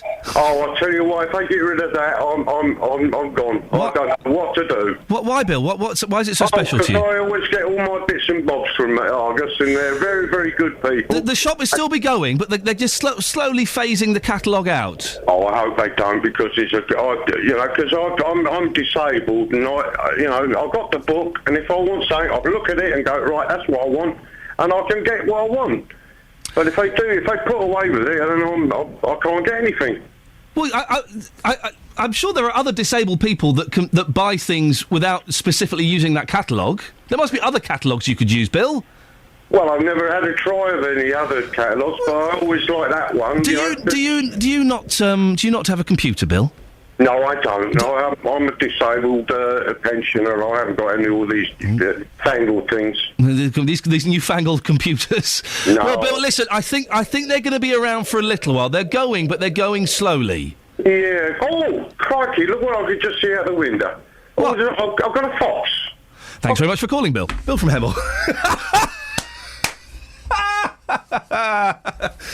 Who's just spotted a fox. Thank you, Bill. Always a pleasure to talk to you, mate. Brilliant. Let's get the weather now with Steve. Hudson Bucks weather. BBC Three Counties Radio. Is it after his chickens? Never mind. Today, then, a rather cloudy day, a little bit of misty low cloud draped over the Chilterns and the Downs, and perhaps still some mist around first thing, with patchy rain and drizzle through the morning, but with some brighter spells developing later on. Top temperatures only 13 Celsius, 55 Fahrenheit, with the winds moderate northeasterly. Tonight, mainly dry with the cloud breaking to leave some clearer spells. Temperatures down to 3 Celsius, 37 Fahrenheit, still with a light northeasterly breeze, and I suspect that one or two places, particularly through the Chilterns, could easily drop to 2, so in sheltered spots, a touch of ground frost is likely tonight. Tomorrow, Friday, a feeling chilly all day, but mainly dry with sunny spells and patchy clouds. Saturday is a very cold start, probably quite a widespread frost. Temperatures in places could actually drop to 0 to -1, so widespread ground, perhaps a touch of air frost on Saturday morning, but it will be a dry day with sunny spells and patchy clouds. Sunday, some bright intervals, but clouds thickening up to bring in some patchy light showery rain later on. Monday, rather cloudy with further outbreaks of showery rain. And there's your forecast from me, Steve Weston. Thank you, Stephen. Weather fans, I should just point out that from next week, I know change, things moving, confusion, emergency, as my little boy would say. The weather is moving. Time-wise, not in any other aspect. You're used to having it about 7:20. It's going to be from next week, quarter to the hour. So 7:15, 8:45, 8:45. You'll get used to it. I know you've built your day around it. You'll get used to it. It makes my life easier. We've got that weird little bit between the news and the weather we fill with people like Bill from Hemel. Bill from Hemel will still be welcome on the show, don't worry. But from next week, the weather will be moving to quarter to the hour. So just don't get confused. Now, it's the 10th anniversary since the first British person travelled to Dignitas in Switzerland to die. Since then, 217 Britons have travelled to Dignitas. One of those people was Chris Lana. He went to Dignitas Clinic in 2010 with his ex-wife Alison, who was suffering from MS, so decided she wanted to end her life. Chris joins me on the line now. Morning, Chris. Good morning. Taking you back to 2010, why did Alison want to die? Why was she so determined? Well, her MS, her body was slowly and steadily giving up, and over the previous 5 years to that, her health had just inexorably declined, and there wasn't any hope of reversing it. So she'd lost a lot of control of her body. She couldn't walk anymore. She couldn't operate. Her hands, her feet, her internal organs were giving up. It was just miserable for her. What did she say? Chris, how did the conversation come up where she said that this is what she was considering? It was quite a few years before that we actually went, and she asked me on a theoretical basis. It wasn't an immediate thing. She said, if it ever comes to it, if my health ever deteriorates anymore, would you be willing to do that? And I said yes, because I knew that she was not a woman to give up easily. It was not going to be a cry for help. If she decided that she'd had enough, then that was that was going to be she wouldn't have come to that decision easily. Do you know what I mean? And did other members of the family see it as clearly as you did? Everybody was very upset, but MS is an extremely distressing illness, not just for the sufferer, but for everybody round, and everybody else had witnessed Alison's health just go downhill, so reluctantly people were, accepting of her decision. They were, yeah. Listen, my mum's got MS, and I've seen what it does, and it is particularly cruel the way it progresses. When you made the plans to do this, Chris, did you have any worries for yourself that you could be prosecuted, or you could, that people might look at you disapprovingly? Well, I wasn't concerned about disapproving looks. You can get disapproving looks for wearing the wrong hairstyle in the wrong town. Tell me about it. Yeah, I know that. I'm old enough to have got over that. I wasn't so worried about being prosecuted or anything, but I did have friends and members of my family who were worried on my behalf. But I was more focused on that Alison had asked me to do this extraordinary thing with her, and if she needed that, then I was willing to face whatever might come up. As it happened, by late 2010, this was sort of November 2010, by that point, the police and the prosecution services were increasingly embarrassed about being asked to prosecute people such as myself. I don't represent a threat to the public. I'm not about to do it again or set up in business. And so the police have never investigated me at all. Going back, I've never heard anything from any authorities. It's been 10 years. But in terms of disapproving looks, yes, of course, there are people who would say that it was unethical, what I did, unethical, what Alison did. Of course, you're going to have people with those opinions. Yeah, but I don't. That don't mind me none, as I say. It does. Listen, I'm supposed to be impartial on these things, but on this I do feel quite strongly. It does seem to strike me as odd that people do say that a person doesn't have the right to choose when and how they go. If they are suffering in any way, and MS, as I said, is a particularly cruel disease, it seems obvious to me that you have the right to say, I've had enough of this, I'm off, thanks very much. But people do you think the government need to start really seriously looking at the laws in this country about assisted suicide, Chris? I really do. I think it's inevitable. I think today, it being the 10th anniversary of this rather shameful exporting of quite a major problem, exporting to Switzerland, I think is pretty shocking, really, and I think it does need to happen. Of course, people have got extraordinary worries about this whole business, and any change of the law would have to be accompanied by fairly rigorous safeguards, but I think those are being talked about. People do have very serious worries about various issues of it. Some people are worried about the mere efficacy of taking life into our own hands, that somehow God ought to be involved, and others are worried about the practicalities of such a law and whether it could be abused and so forth. These are serious worries. Well, the latter one about the abuse of the law is particularly a serious worry. But they can be addressed. I believe they can be addressed, and I think that if the law is not looked at, then it's quite a shameful. Chris, you've written a play about this, haven't you? I have. I've written a play. It's called An Instinct for Kindness. Yes, and I'm on tour with it at the moment. So if anybody's in Guildford tonight or tomorrow at the Yvonne Arnaud, that's where I am. Yeah. Have you got a website plugging this place in case people are interested and want to go and have a look? An Instinct for Kindness, so the initials of that, www.aifk.co.uk, would get you through. Chris, thanks very much for coming on. That's Chris Lana, who escorted his ex-wife to Dignitas in 2010. I am supposed to be impartial on these things, but it seems obvious to me that if you're unhappy and you are in pain and you are suffering, then surely you have the right to say, that's it, I'm off, I've had enough of this. No, I've said to my mum has got MS, And we've had conversations about this a long time ago. We had this conversation. I've said to my wife, if I get anywhere as bad as my mum, I'm going. I want to go, definitely. 08459 455 555. Travel news now. Sophie Tyler. Beds, Hearts and Bucks travel. BBC Three Counties Radio. Still queuing at the moment anti-clockwise on the M25 following the earlier accident, which has now been moved to the hard shoulder. Now it looks like the accident was between 25 at Enfield and 24 at Potters Bar, but congestion is still back to 27 at the M11. Also looking fairly slow at the moment elsewhere on the M25 between 18 at Chorleywood and 16 at the M40. Usual delays for this time in the morning anti-clockwise. And southbound on the A1, the Great North Road, we still have reports at the moment that it's blocked with queuing traffic following an earlier accident. Lorry and a car involved just around the Black Cat roundabout, and southbound as well on the Barnet bypass, still slow between Stirling Corner and the Watford bypass.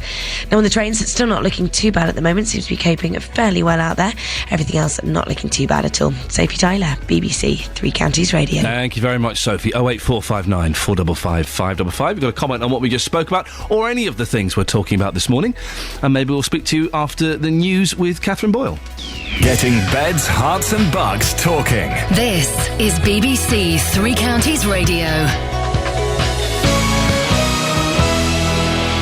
Good morning, it's 7:30. The headlines. Unison is hitting out at police authority plans to outsource back office police jobs in Hertfordshire and Bedfordshire. The union says it would put profit ahead of the public. A Hertfordshire pensioner has been found guilty of child sex abuse, including rape, dating back 63 years. And Hertfordshire County Council have backed building a waste incinerator on Greenbelt land near Hatfield. Beds, Hearts and Bucks Sport. BBC Three Counties Radio. Manchester City look to be all but out of this season's Champions League after a 3-1 defeat away at Ajax. Manager Roberto Mancini admitted his team were underprepared for the match in Amsterdam and personally took the blame for the defeat.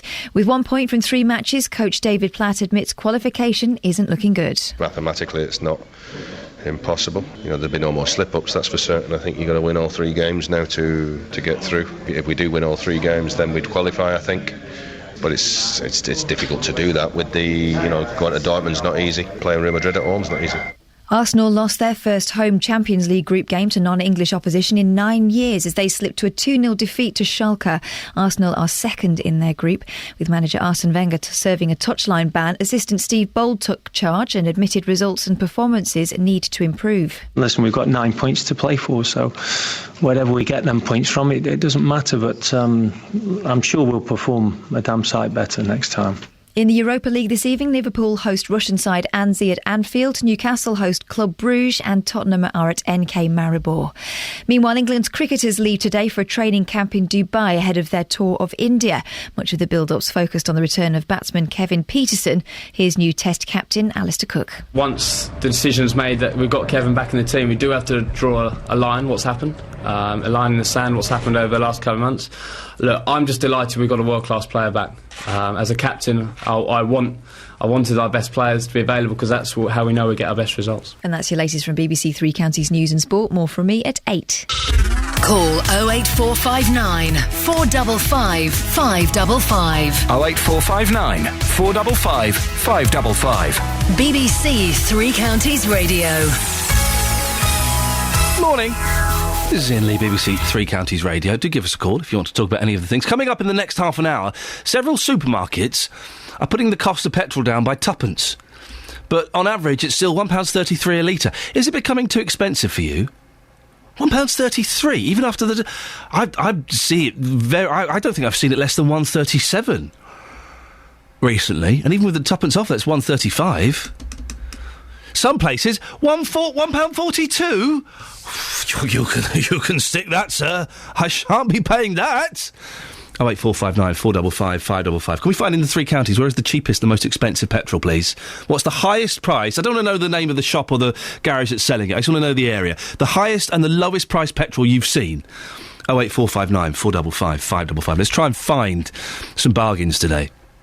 Now, yesterday we told you all about a protest taking place against plans to build a controversial waste incinerator near Hatfield House. The plans have been approved by Hertfordshire County Council. The Veolia Group will process nearly 400,000 tonnes of waste every year at the plant. Protesters say that this is unnecessary, it's too big and it is ugly. Hertfordshire County Council says the incinerator is needed to deal with a growing and costly waste problem. Councillor Brian Hammond, chair of the Development Control Committee, explained to our political reporter Paul Scoynes why it had been passed. To be absolutely simple, it was passed because 11 of our members, out of the 15, were convinced on the arguments in favour of the application. And I think that particularly they were mindful of the need for the county to manage its own waste.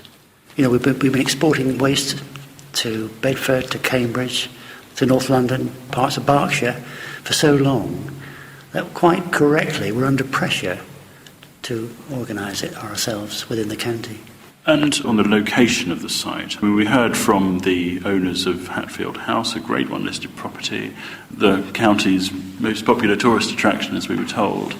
This will be very visible from that site. I wouldn't agree it's very visible. I think the average tourist going to Hatfield House will not be looking at the sky as they're going around the house. Well, the owners did give a whole list of places where they were convinced not just the stacks but the plume would be visible from as well. But I'm not sure it would be sufficiently visible or unattractive to put off the tourists. They'll be going around Hatfield House, and at some stage, if they choose to look in a certain direction, they will see it. If they choose to look in a certain direction, they will see it. That was Brian Hammond, councillor and chair of the Development Control Committee, speaking to our reporter Paul Scoynes. Kathy Rowe is from Hatfield Against Incineration. She joins me now. Morning, Kathy. Good morning. You were at the protest yesterday, were you? I certainly was, As were busloads of people, as we heard. There were busloads of people, yes. What was it like in there? Of course, it would have been much better if the councillors had actually seen some sense. But, of course, from the comment that you've just heard from Brian Hammond, you can see that they're not open to sense. I mean, if he's talking about, walking around the house, he seems to have forgotten that Hatfield House has got a huge park, gardens, and, of course, the impact on that is absolutely essential and that might put off the tourists very much. And, of course, that it's a building with a plume of emissions visible coming out of it. So, this is a kind of boneheaded comment that was made yesterday by some of the councillors, and also, of course, what he's just said, totally blind to any kind of open way of looking at dealing with waste. All they can trot out is, right, we've got a problem with landfill, so we'll burn it. I mean, this is back in the dark ages. They're not looking at forward-looking solutions, proper solutions to what is a waste problem of landfill. What are the other alternatives then, Kathy? Because this ticks two boxes, isn't it? It's a way of getting rid of waste, and it creates energy. Yes, it does, but one of the things that came out yesterday, they're claiming it's not sustainable energy. They produce no data whatsoever. This was one of their many weaknesses in their case yesterday, that they don't provide the data to prove what they say they're proving. Because, of course, they claim that they're proving that they have very special circumstances to override all the harm that would be done by it, by the incinerator being there. They admit it's inappropriate development, it would create harm. They admit this. But they're saying that's overridden by their need to get rid of this waste. But of course, what they should be doing is getting proper estimates of what the recycling might be like over the next 30 years, which is what we're talking about. We're not talking about next week. They should get estimates that are realistic and how much change there could be in the amount of waste that's actually produced, because of course waste is going to be reduced at source all the time. Waste is being reduced at source. But not enough. There is always going to be waste that we can't recycle, isn't there? And we can't keep landfilling. So what would you suggest we do instead? Well, this is what I said. I said you increase recycling to the absolute maximum. Now, when you say there's always going to be waste, I have got here in Hatfield 3 bins. One is for food, garden waste, one is for recyclables, the other is for anything else. Well, there isn't very much in the anything else bin if you're actually very careful about it. Kathy, listen, you're bending the truth slightly. I'm not. Well, listen, you are, because I have bins, Kathy. Well, then you're not recycling properly, because what you've got to do is make sure that every single thing that could be recycled is recycled. And I do that, Kathy. But so I also have 2 boys. I've got dirty nappies. First thing, can't recycle those. Well, nappies, you see now, if you get onto nappies, yes, you're getting here to this is where the source of the whole thing has got to be What do you suggest we do instead of use nappies? Well, obviously, going back, I'm afraid, I know it's... we're not going to start boiling nappies. You could go back to the old system, but also they do need to develop some system, and I believe there are systems in development now to actually recycle dirty waste like nappies. Kathy, listen, it does sound a little bit... We're talking about 30 years. Yeah, I know, but it does sound a little bit like you're clutching at straws by criticising me for not recycling enough. I know how much waste I've got that I can recycle. No, I'm not really criticising you. No, I think recycling's very difficult. Recycling's very difficult, and people have to get on with it. Listen, Kathy, I know how much can be recycled. I know how much can't be recycled, and there is still lots of stuff that can't be recycled. What do you suggest we do with that stuff? Well, if it's totally inert, of course it can be landfilled. What you mustn't landfill is anything that's going to give off methane and is. But we're running out of landfill space. Landfill isn't an option in the future. There are sites, in fact, for landfill. That will be filled up. They'll be full. No, there are sites for landfill. If it's vastly reduced, it's a nonsense argument. Anyway, I'd like to talk about... Not anyway. Let's just do this. I'd like to talk about what happened yesterday. You can do in a second. Kathy, you can do in a second. I'll let you get into that, I promise. But this is a very, very important thing that you can't brush over. We can't keep landfilling forever. We can't do it because there will come a point... We're not saying landfill. You use anaerobic digestion for food and any compostable waste. But we're not... recycle I'm not listening at all. I can see why I got heated yesterday, because you're not listening. You've just said that we can keep landfilling, and then you said that you're not talking about landfill. No, I said a small amount of landfill is acceptable for anything that is totally inert. I didn't say we could keep landfilling. We do not want landfilling because obviously it's not good for the environment to keep filling up spaces. Okay, what happened yesterday? Because you're contradicting yourself, Kathy. I'm getting very little sense here. What happened yesterday? What happened yesterday was that the councillors were trying to say that they had overriding need to override all the harm that would be caused. But of course they didn't prove this because they didn't present correct data. They didn't correct data on the amount of waste they've got and will have in the future. They didn't present any data on the fact that this burning process wouldn't create carbon, creating climate change. They didn't present a proper alternative sites assessment. It's absolutely full of flaws, that there are other sites. They didn't explain why they hadn't consulted with Hatfield House in the first place. They didn't actually consult with them until Hatfield House put in a late objection. They didn't explain what can happen about the traffic impacts on the residents and on Southfield School. They didn't counter any of these arguments about the site. They had no case except to say, we've got overriding need. Now, they haven't got overriding need because what we're saying is this incinerator is far too big. It's 380,000 tonnes it would cope with. Now, that is much, much bigger than they're going to need now or in the future. You know they've actually made a contract with Veolia for a minimum of 180,000 tonnes. Kathy, we'll leave it there. Thank you very much indeed. I think I can see part of the problem of the protesters is no one... And listen, I'm not saying I'm for or against this either way. I don't live there. I don't know. But no one has come up with a viable alternative. None of the protesters we spoke to yesterday, and Kathy there, no one has come up with a viable alternative. And this waste has to go somewhere. And you can't keep landfilling, Kathy. You can't do that. Because at some point in the future, 5 years, 10 years, 30 years, whenever, at some point, there will be nowhere left to fill. There'll be no more room to bury waste. Or maybe I'm being an idiot. Am I being an idiot here? Listen, I'll tell you now, I'm not an expert when it comes to waste disposal. It seems to me pretty obvious you can't keep landfilling waste. And I was a little bit disappointed that Kathy said I'm not recycling well enough. Trust me, I am. My council are pretty tough on that. And everything that can be recycled, we do. And there's still a lot of rubbish that goes in the bins. 08459 455 555 is the telephone number. Petrol! Apparently it's going down by twopence. On average. The average price is 1.33 a litre. I've not seen it. Esther in Luton, how much are you paying for petrol?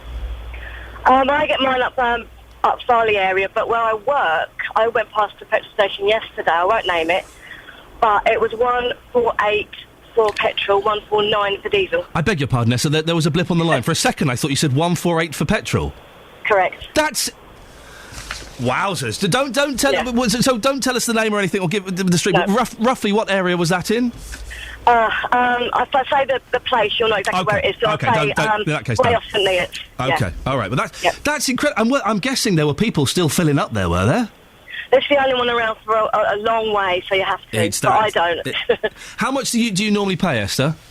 About 133, something like that. Wow. See, 137. I mean, 136, I'm definitely in. Even though I don't need it, I'm stopping. If I saw it for 133, I'd be there. But, Esther, thank you for that. 148 for petrol, 149 for diesel. Can anyone beat that in Beds, Hearts and Bucks? We're looking for and I don't want to name the companies. I don't want to, or know the exact areas. I want to know the highest and the lowest price of petrol that you have seen. 148. Really? 08459 455 555. Beds, Hearts and Bucks travel. BBC Three Counties Radio. We are still looking at delays at the moment between 13 at Bedford and 12 at Flitwick, and also fairly slow again around junction 10 at Luton Airport. Now, anti-clockwise on the M25, it's still slow as well between junction 28 at the Brook Street roundabout and 25 at the A10 for Enfield. Will take you around 45 minutes to get through that stretch, and another 40 minutes to get through from 19 at Watford to 15 at the M4. Now in Roxton, the A1 Great North Road is still blocked in both directions with queuing traffic following an accident. A lorry and a car involved just around the Black Cat roundabout. Trains aren't looking too bad at the moment. Tubes are also looking good on the local live departure boards. Sophie Tyler, BBC Three Counties Radio. Thank you very much, Sophie. Morning, it's 7:45. It's Thursday, the 25th of October. These are your headlines this morning on BBC Three Counties Radio. Unison is accusing the police authority of putting profits before the public with its plans to outsource police support jobs in Hertfordshire and Bedfordshire. Hertfordshire County Council have backed building a waste incinerator on Greenbelt land in Hatfield. In sport, England's cricketers leave today for a training camp in Dubai ahead of the tour of India. Your weather today for Beds, Hearts and Bucks, staying mostly cloudy with some patchy rain or drizzle. Top temperature, 13 degrees, brilliant. Coming up, imagine what it must be like to live daily in fear because of prostitution and crime in your area.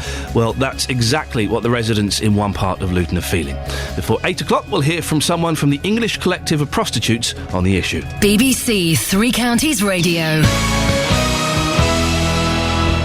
Every weekday afternoon from 3, Roberto Perrone. And it's fair to say you have quite a thing for Miley Cyrus. Yeah, you could say that. How many tattoos do you have? At the last count, it was 17. What happens, Carl, if your passion for Miley Cyrus ends? I hope not. Roberto Perrone. The people who are around you, for example, like your mum or your wife, your partner, and you say, I'm going to go on another jump from the edge of space or as high as I can possibly get, they must think, oh no, here he goes again. Well, I've got to be honest, I hope my dad's not listening because he still doesn't know that I jump. Your dad does know you're director of the National Space Centre. He knows that. Let's hope he doesn't make the link and start finding out about my skydiving life. Roberto Perrone. Weekdays from 3 on BBC Three Counties Radio. Can we find petrol more expensive than 148 a litre? That just seems criminal, doesn't it? 148 a litre? No. If I see 136, I'm in. I'll have some of that, please. Anything other than that, wow, it's Christmas, surely. Now, imagine what it must be like to live daily in fear because of prostitution and crime in your area.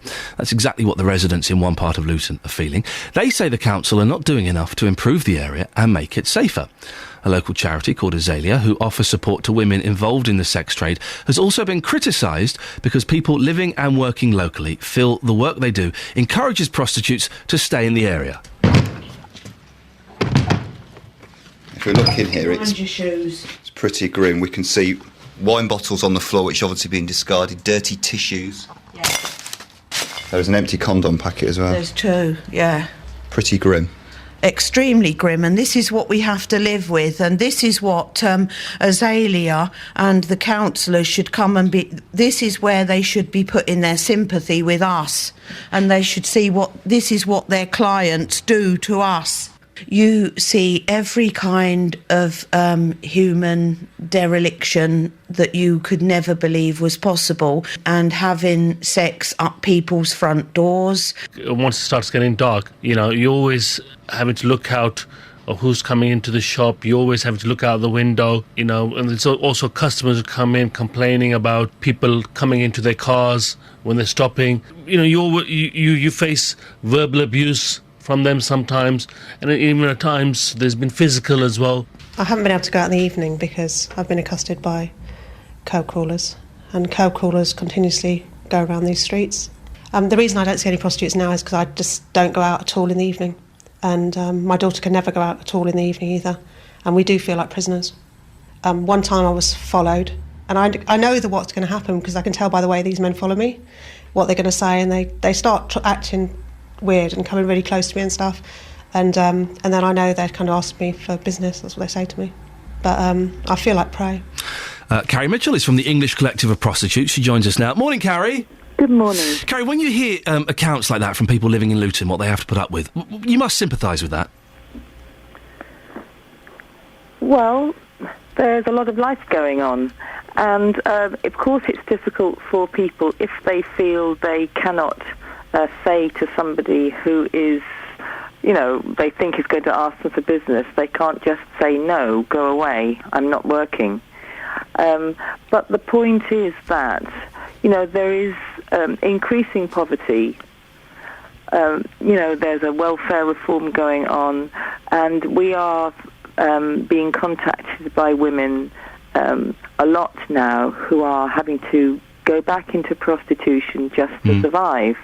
And it's a very serious situation for everybody, and of course it really does divide up communities. Of course it does. And people are, these are desperate times and people are turning to desperate measures. But just to go back to that first point, that woman shouldn't be asked. She shouldn't even be asked if she's working. If it's her street and she's walking along her street, she shouldn't have to say, no, I'm not working. She shouldn't feel that she is being watched and approached in a sexual way, should she? She should have the freedom to walk around wearing what she wants without people thinking she's a prostitute. Well, exactly. And, of course, all it shows is that there's no difference between women who are working and women who are not. But the fact is that there is a slight difference. As long as, women, it is mainly women, and it's mainly mothers, in fact, supporting families, as well as, people doing it for other reasons, but mainly mothers who are having to work in the sex industry. As long as that situation persists, which it will, while the government while any government is not making sure that everybody has enough to live on, then that situation is going to remain. And what we would say is, please complain to your local council through the government that women should never have to be in this situation, and that everybody should have the help they need if they want to leave prostitution, if they can. One problem is that if women get a conviction, and the police are responsible for this, that once women have a conviction for prostitution, then it's almost impossible to get out, because, who is going to employ somebody who has a conviction, a criminal conviction? I don't think that the people that we spoke to in that report there are necessarily going to feel like complaining to the council to increase support and benefits so that women don't have to work as prostitutes, are they? They just want the prostitutes taken away from their street. And that's fair enough, isn't it? Well, it's not like that, because it's just, women are going to have to go somewhere else. At the moment, they are at least familiar with the streets But why should I... No, it doesn't happen in my street, but why should I accept that in my street? Why should I accept, for example, if there were prostitutes in my street, which there aren't, but if there were, that I would be concerned about my wife walking in the own street, that she would have to be mindful of what she wore in case people thought she's a prostitute? That's not acceptable, is it? It's very difficult. But well, it's not, though, is it? It's not acceptable. It is very difficult for people.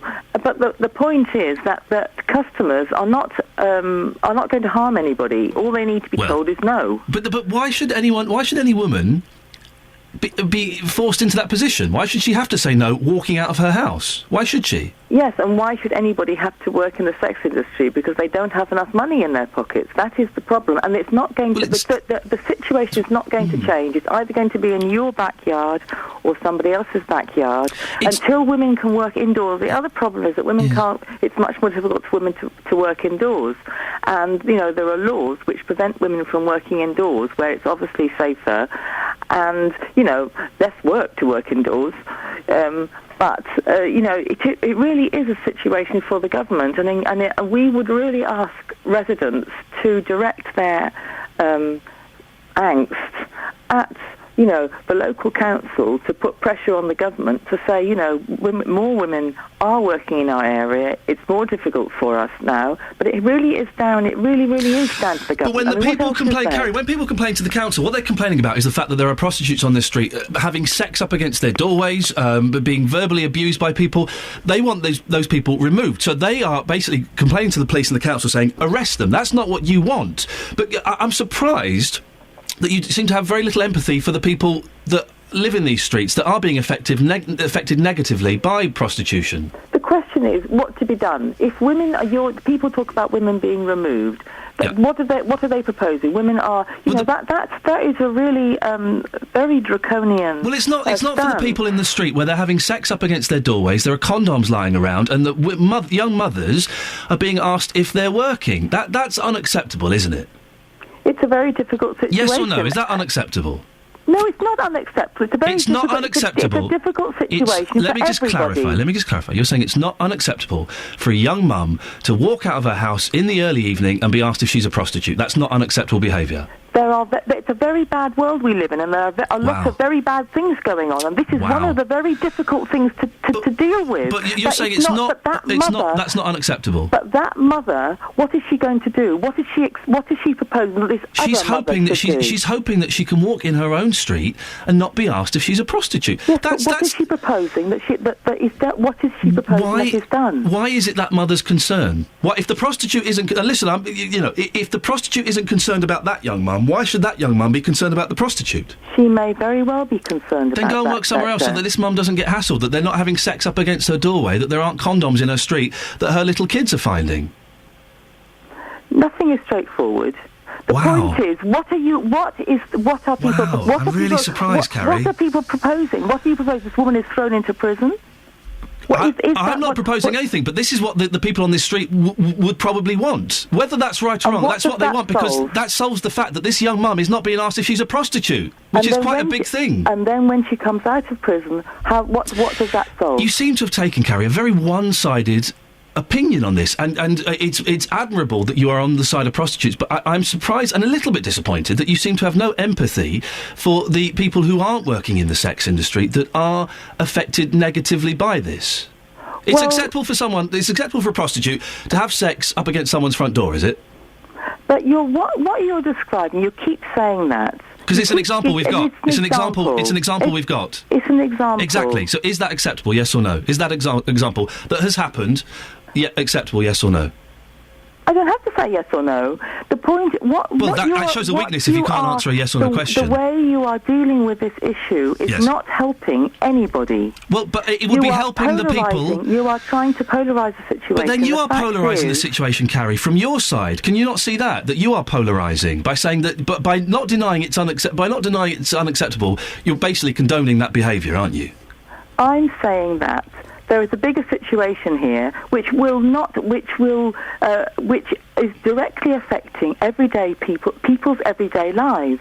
And until that situation, which is down to the government, is down to the police to stop arresting women so that women aren't convicted of offences and are therefore able to leave the sex industry when and if they can, and for the government to make sure that everybody has money in their hands instead of cutting money, which is what they're doing now.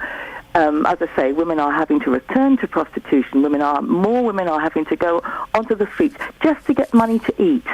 And that is a situation that people are facing. That is also a completely unacceptable situation. And to pose it in the way that you are does not help the situation, does not help the woman in her house who feels she can't go out, and it does not help the woman who is having to work on the street. That is all I'm saying. Carrie Mitchell, thank you very much indeed. That's Carrie Mitchell from the English Collective of Prostitutes. If you've got a say on that, I'm sure you have.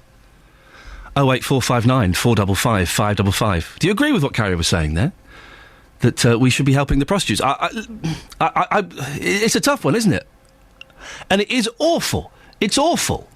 I don't need to go thinking I'm dead against these women. It's awful that young mums have to turn to the sex industry to pay for food for their kids. Of course it is. But it's also really awful, and Carrie didn't seem to pick up on this, and however much I tried to get her to listen, she didn't seem to quite hear this. It's also awful that a young mum can't walk out in her street without being asked if she's a prostitute. that there are people having sex up against their front doors, that there are condoms in the street. That's awful as well, isn't it? And while I'm empathetic to both sides, I guess I have to kind of fall on the side of the woman who isn't the prostitute. It's a tough one. 08459 455 555. Right, let's get the travel news now. Sophie Tyler. Beds, Hearts and Bucks travel. BBC Three Counties Radio. Heading through Roxton on the A1, the Great North Road, it is still partially blocked with queuing traffic following an earlier accident. A lorry and a car involved at the Black Cat roundabout. Now congestion is back to the St Neots junction, and on the A421, that's the Bedford Southern bypass, it is still looking slow as well, back towards Great Barford bypass. Now southbound on the A1 Barnet Way, it is still slow as well between Stirling Corner and the Watford bypass, but moving on to the motorway southbound on the M1, we're still looking at 20-minute delays between 13 at Bedford and 12 at Flitwick. Also still slow as well between junction 10 at Luton Airport and 9 at Redbourne, and anti-clockwise on the M25, still slow as well, just between 26 at Waltham Abbey and 24 at Potters Bar. Sophie Tyler, BBC Three Counties Radio. Thank you very much, Sophie. It's a lively show this morning. Sparky. I will describe it sparky. Maybe we'll speak to you after the news and sport with Catherine Boyle. Getting beds, hearts and bugs talking. This is BBC Three Counties Radio.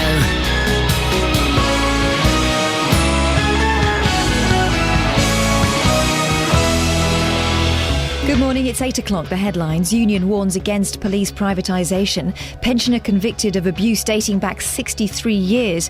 And green light for Hatfield incinerator. BBC Three Counties Radio. Unison has hit out at the police authority's plans to outsource back office jobs in Hertfordshire and Bedfordshire, saying the proposals put profit ahead of the public.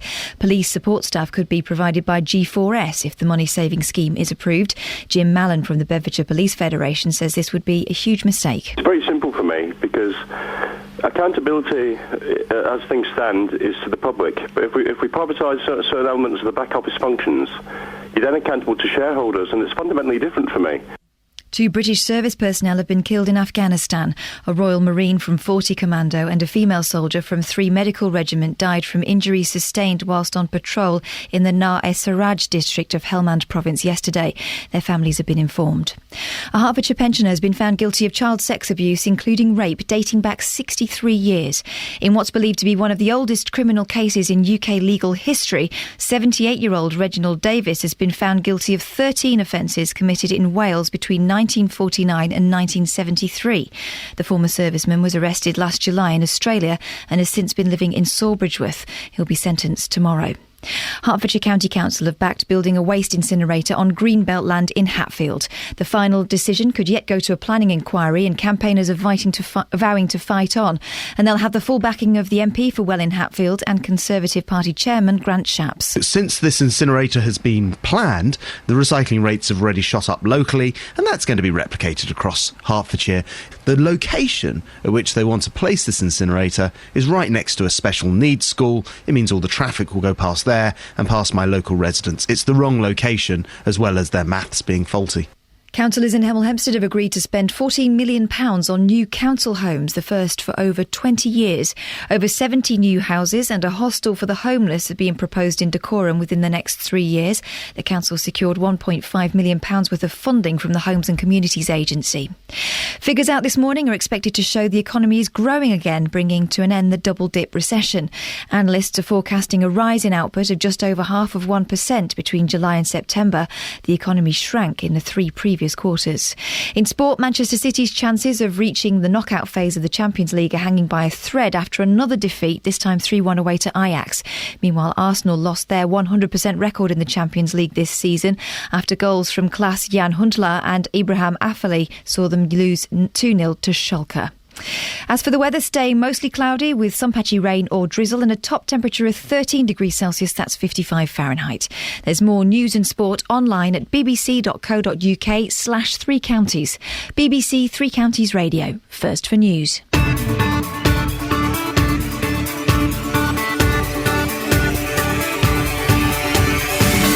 Good morning, it's Thursday, it's dark, it's wet, it's miserable. It's Thursday the 25th. Ooh, there's 2 months till Christmas. I know. I love Christmas. I'm well excited about it. Always. 2 months. I'm off to Glasgow. I've got a couple of good weeks. I'm off to Glasgow tomorrow, see a concert. Couple of concerts next week. I'm living the dream, dear listener. You don't need to know about that. You want to know what's coming up in the last hour of the show before 9 o'clock. Well, there are concerns over outsourcing policing in Hertfordshire and Bedfordshire. We'll talk about that in a minute. And supermarkets are dropping the price of petrol by tuppence. Can we find the cheapest and most expensive places for petrol in Beds, Herts and Bucks? We've already had someone say £1.48 a litre petrol. You're having a laugh. 08459 455 555. BBC Three Counties Radio. Breaking news, dear listener, breaking news. There is a power cut in parts of Leighton Buzzard this morning. Now, I know power cuts have a serious side to them, so I'm not making light of that, but I do get excited when there's a power cut. Well, especially late at night, because, should we get the candles? It doesn't happen very often these days. I remember being a kid in the 70s, we had power cuts all the time. They would just turn the electricity off. For like hours, it would seem. Get the candles out, have a talk. You'd talk, wouldn't you? If you're in Leighton Buzzard, how big is the power cut? Could you give us a call, please? 08459 455 555. Now, we've been talking about this all morning. Frontline policing services in the Bedfordshire and Hertfordshire areas will be affected if parts of those police forces become privatised. That's according to Unison, who held a meeting in Stevenage last night. Police union reps told the crowd that outsourcing so-called back office jobs would impact the entire policing team. Our reporter Victoria Cook was there and got the views of those that turned up. We need to get the message out there to the government and to the public that our policing is not for sale. It needs to be run for the public and the good of the public and not for shareholders. Is it a money-making thing, a profit-making thing, or is it a service thing? It's always been a service, and in my view, once it becomes a private company, we've lost the credibility it's always had. I don't think that, in general, public services should be run by private companies whose motives are slightly different from the public service ethos. A private company is looking to make a profit. They need to make a profit for their shareholders. It's not the same as the service currently being run as a public service. The way we do it because we're working for the police force, working with the officers, with the staff. We come from a background where we know what is required, and gradually they will lose all that. We don't work for profit, we do what we can to serve the public. Now, can a private company say exactly the same? If they're not making profit, they're not in it. The police authorities say the final decision on whether the services are outsourced will be down to the newly elected police and crime commissioners. Lorraine Callagher joins us now. She's the regional organiser for Unison. Good morning, Lorraine. Good morning. Why are you fighting against privatisation? We're fighting against this proposal because we believe that the police support services should be provided as a public service and should not be put out to a private company. We believe that provides the best possible service for the community. Isn't this the best way to save money? No, it's not. The three Unison branches in Bedfordshire, Hertfordshire and Cambridgeshire have been working with the police authorities and with the chief constables to save money through collaboration. There's already been an awful lot of money saved, and we're not naive. We know that the government has put these budget cuts in place and that there needs to be savings. We're working with them on that and would be very willing to continue to do that. But we don't think that farming a service to a private company, and in this particular case to G4S, is the right way to go. We think that this will give a much worse service to the public. Do you think the safety of the public will be put at risk with these privatisation plans? The difficulty that we feel that's in place is that if a private company looks to run what you're terming as back office, which I must admit I take offence to because I believe that all of our members provide a frontline service. If those services are provided by a private company, then that has an impact on the warranted officers out on the streets doing their jobs. Will the public be put at risk because of this? We believe that potentially that could be the case. It's a team ethos, and it's a team that has to provide those services. If you haven't got the backup, to support the warranted officers, then we believe that there could be serious implications for the community. How big an impact will this have? Will people... Will I notice a change? We believe that you will, because what you've got at the moment is you've got people that are loyal to providing a public service. They do this because they believe in what they're doing. When a contract is put out to a private company, you get what you pay for. So therefore, if the police authorities decide to pay for particular parts of that service, that's what will be provided. You won't get anything over and above.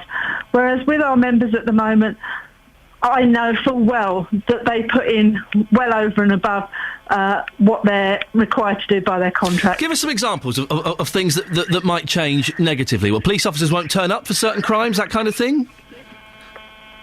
If cars weren't in the right place when they were needed, for example, it's around what the support services supply. So therefore, anyone that's organising what you don't see, our Unison members are behind the frontline officers. We have a whole host of people. If you look at a crime, it's not only the police officer that turns up on your doorstep to speak to you. Lorraine, listen, we have to leave it there. Lorraine Callagher, she's from the regional organiser. She is the regional organiser, for Unison. Or we can put some of those points now to the chairman of the Hertfordshire Police Authority, Stuart Nagler. Good morning, Stuart. Morning. You heard Lorraine there. She says that the public will be put at risk with if these changes go ahead. Yeah, I don't agree with Lorraine. I do understand Unison's concerns.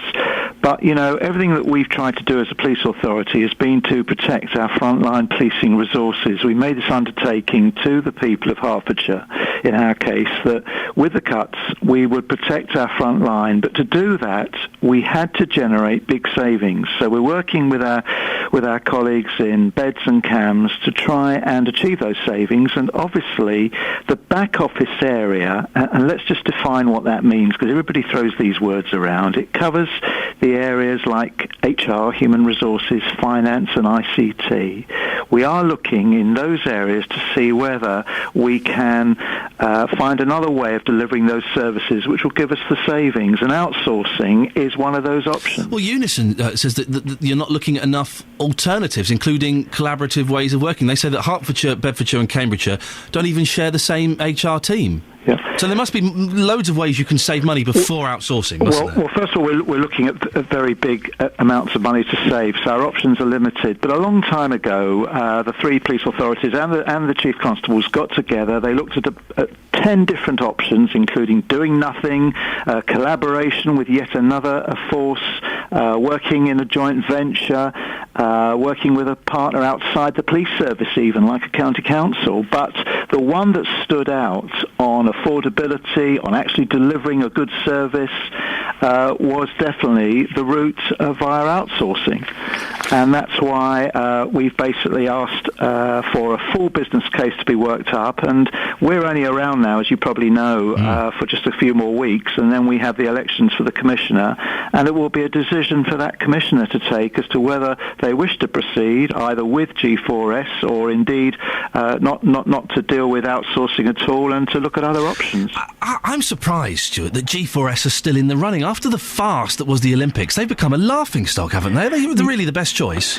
Yes, you're right about G4S fouling up. We started on the Olympics. We started our negotiations a long while ago, as it were. I think I always try and get things in perspective, and I know you guys in the media look for the headlines, but basically, yes, they got the Olympics wrong. They're a massive organisation, and they do many other things very well. But at the end of the day, if they can't deliver and we're not happy with the service that's going to be delivered, then I'm sure any decent commissioner will rule them out and look at other options. Stuart, listen, I'm not a journalist. I'm not looking for the headlines. I'm just trying to find out what's best for the people listening to the show. Of course. And you can say they messed up. It was a huge mess up. It was a national, international embarrassment. Yes, surely they should have been out of the running as soon as that happened. Yeah. Well, I think you have to. You've already started a sort of a process, as it were, and I think we wanted to get a business case that was going to be independently validated, which is happening as I speak. And that work that's been done will not be wasted, because whatever way forward we move in, as it were, we will be able to build on that business case. So it's certainly not wasted. But whether it's G4S or anybody else, or whether it's another way of achieving the savings, that really has to be decided in the next few months. Stuart Negler, thank you very much. Chairman of the Hertfordshire Police Authority, 08459 455 555. I'm going shooting with Jonathan Vernon Smith next week. This is sorry to come off the back of a police report to talk about me running around a field with a gun. We're shooting clay pigeons, I believe, which I'm excited and nervous about. I'm sort of slightly regretting agreeing to it now. I can't believe he's any good with a gun. I don't trust the man. Anyway, he'll be in about 5 or 10 minutes to tell us what's happening on his show. I can give you a little heads up if you like. The big phone in at 9 o'clock. He's asking, do you feel as if the recession is over? Apparently it is. Yay! We can all go out and buy diamonds again. Yeah, he'll be joining me in a few minutes to tell us a little bit more about that. Right, travel news now. Sophie Tyler. Beds, Hearts and Bucks travel. BBC Three Counties Radio. Heading to Roxton in both directions on the A1 Great North Road. It's still partially blocked with queuing traffic at the moment following an earlier accident, a lorry and a car involved. Now it's just around the Black Cat roundabout, but we do have congestion on the Great North Road back to St Neots Junction, and on the A421, that's the Bedford Southern Bypass, back towards St Neots Road as well. Now northbound on the A1M, the one lane closed on the exit Stitt Road following a broken down vehicle at Junction 8 at Stevenage, and southbound as well, still looking like we have delays of around 15 minutes between 14 at Milton Keynes and 13 at Bedford, and again between Junction 10 at Luton Airport and 9 at Redbourne. Now anti-clockwise on the M25, we still have delays of around an hour between Junction 28 at the Brook Street roundabout and 24 at Potters Bar, and also between Chorleywood at 18 and 15 at the M4, more delays of around 50 minutes. Everything else not looking too bad at the moment. Sophie Tyler, BBC Three Counties Radio. Thank you very much, Sophie. Morning, it's 8:15, Thursday the 25th of October. These are your headlines this morning on BBC Three Counties Radio. Unison is criticising police authority plans to outsource back office jobs in Hertfordshire and Bedfordshire to G4S, saying the proposals put profit ahead of the public. Welwyn Hatfield MP and Tory party chairman Grant Shapps says Hertfordshire County Council have got their maths wrong over plans for a waste incinerator on Greenbelt land near Hatfield. He says improving recycling rates means it's not needed. In sport, Rio and Anton Ferdinand have released a statement saying while they're disappointed by the FA and PFA's action against racism over the last year, they praise the Kick It Out campaign, who have said in response that they welcome the statement. There'll be a full weather bulletin shortly with Steve, and coming up, it's the 10th anniversary since the first British person travelled to Dignitas in Switzerland to die. Since then, 217 Britons have travelled to Dignitas. Before 8:30 this morning, we'll hear for a spokesman for Care Not Killing Alliance. BBC Three Counties Radio. Every Monday to Saturday from 12, Nick Coffer. Just to recap, Steve, one of those maggots... Can we try one? No. Under your tongue. Oh, he's done it as well. Okay. Oh, my word. There's a maggot under his tongue. No problem. See? Didn't that make you feel slightly unwell? Nick Coffer. Justin Coughlin is the founder of Movember. It's a month to, be proud of your men rocking out moustaches, and we decided as founders that it was time for us to make a change and make a difference, and we really want to change the face of men's health. My wife would probably not appreciate me having a moustache. Our wedding anniversary just happens to be in Movember. Nick Coffer, Monday to Saturday from 12 on BBC Three Counties Radio. It's my old shooting partner, Jonathan Vernon Smith. We are definitely going shooting next week. This is a real thing. It's happening next week. You and me, guns. What a terrifying prospect. One of us will return, hopefully, to tell the story. I'll be recording it, so we'll play a bit out on the show so that people can hear it. But I'm nervous because the gentleman that's organised it for us tweeted yesterday, don't worry, fellas, you're guaranteed at least one hit. One hit. Well, I don't think I can do that. I've seen clay pigeon shooting, for that is what we are doing. Yes. And I just don't think I have the skills necessary to do it. Have you got good aim? In the few times when I've had to test my aim in other areas of my life, it's not brilliant. It's, it sometimes hits the floor, shall we say. Is that what you're referring to? Yes. So, oh my word! Yes. Well, this could be worrying. By the way, your phrase of putting it under a brick has now entered the English language. It means keeping something safe or keeping something dry. Yes. Putting it under under a brick. I've had so many tweets this morning. If you don't know what we're talking about, go to the Facebook page. There's an audio boo of a clip of Jonathan coming into my studio yesterday. I'm really lowering the tone quite significantly. Well, I thought it was it's a very highbrow show yesterday. Jonathan comes in. Sorry. Yeah. But yes, but putting things under a brick, it means to keep something dry. I can't wait. Will I get any credit in the Oxford English? I think you might have to. Oh, really good. What's happening on your show this morning? On the big phone in today, do you feel as if the recession is over? The Prime Minister, David Cameron, is expected to announce later this morning that the worst of the recession is over. He's due to make a speech at 9:30, highlighting figures that are expected to show the economy is growing again, ending the double-dip recession which began in spring 2008. Well, I want to hear from you this morning. This is what is expected. Do you feel as if the recession is over? Do you feel as if the economy has turned that corner and as if things are getting back on track? Perhaps you run a business or a shop, for example, and you've noticed that more people are coming in and spending their money again. Perhaps you've noticed that you're getting more phone calls from people saying, yeah, actually, I'm going to pay you money to do this job. Perhaps you're feeling more secure in your job and therefore you have a bit of extra money and you think, well, yeah, I think perhaps things have turned a corner. Perhaps we will go out and buy that sofa or that TV we've been thinking about. I want to hear your views from 9. Or perhaps you think, what? Recession over? Things have never been so bad. 08459 455 555. Do you feel as if the recession is over? It's the big phone in this morning at 9. I'm chuckling because I like it when you go off into character. Perhaps you're thinking, what? You just go off into little characters. It's good. But it's in my head. No, it's good. I'm glad you verbalise it. Can I just ask, are you on the Consumer Hour today? You think I'm a weirdo, don't you? Oh, yeah, definitely. Oh, yeah. I don't make any bones about that. Are you having the car company on that called you a disgusting pervert? Are you addressing They won't be coming on, but I will be talking about them. You've never heard anything like it yesterday. For those who don't know, you called them up and they said you're a disgusting pervert and hung up on you. Yes, this is a company that I'm investigating for not one but now 2 consumers. Really? Yes. Oh dear, it's an incredible story. And rather than address the problem, they said that they were going to go on to Google and they were going to tell everyone that I'm a disgusting pervert and ruin my reputation. Surely that would only enhance your reputation. Well, I mean, what's new? So we'll discuss that company after 11 this morning on my show. Forward to listening to that. Excellent. Jonathan, thank you very much. See you later on. Thank you. Ta-ta, there we go. It's always worth a listen. If you don't stick around for the Consumer Hour, you should do. It's genuinely, without any exaggeration, it's my favourite hour of radio anywhere. From 11 till 12. The whole show's cracking. But from 11 till 12, you get to hear some wonderful stories. And the company's referring to there. The fact that they used the phrase, we're going to go on Google and expose you as a disgusting pervert shows just the kind of people he has to deal with. Right, so 8:21, let's get the weather with Steve Weston. Beds, Hearts and Bucks weather. BBC Three Counties Radio. Yeah, cloudy and misty with a bit more patchy rain or drizzle to begin with today, but brightening up later on. Top temperatures feeling a bit cooler, 13 Celsius, 55 Fahrenheit. Tonight, dry with some clear spells, temperatures down to 3, perhaps a 2 through the Chilterns and the Downs, so touch of ground frost is possible as the skies clear later on. A chilly Friday coming up, but mainly dry with sunny spells, and a very cold start on Saturday morning, but it should stay dry with long sunny spells. Sunday sees a bits and pieces of showery rain and still feeling rather damp and raw, and cloudy again on Monday with further outbreaks of showery rain. And there's your forecast from me, Steve Weston. Thank you, Steve. The BBC in Beds, Hearts and Bucks. This is BBC Three Counties Radio.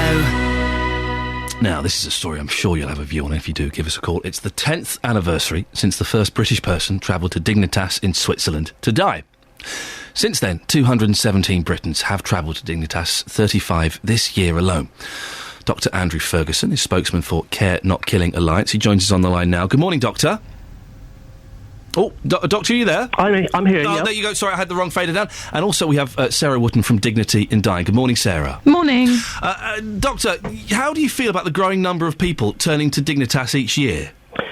Well, in 10 years, we've had 217 Brits going there. About 5.5 million Britons have died of natural causes in that period. So we're talking about a tiny, tiny percentage. And there's an attempt to make that very determined minority of Britons seem like a huge unmet need for assisted dying in Britain, and therefore we've got to change the law. And we argue that that simply is not so. But it is a significant number, and I would imagine, I don't have any facts, I would imagine there are more people out there who would like to die but can't or haven't made that journey.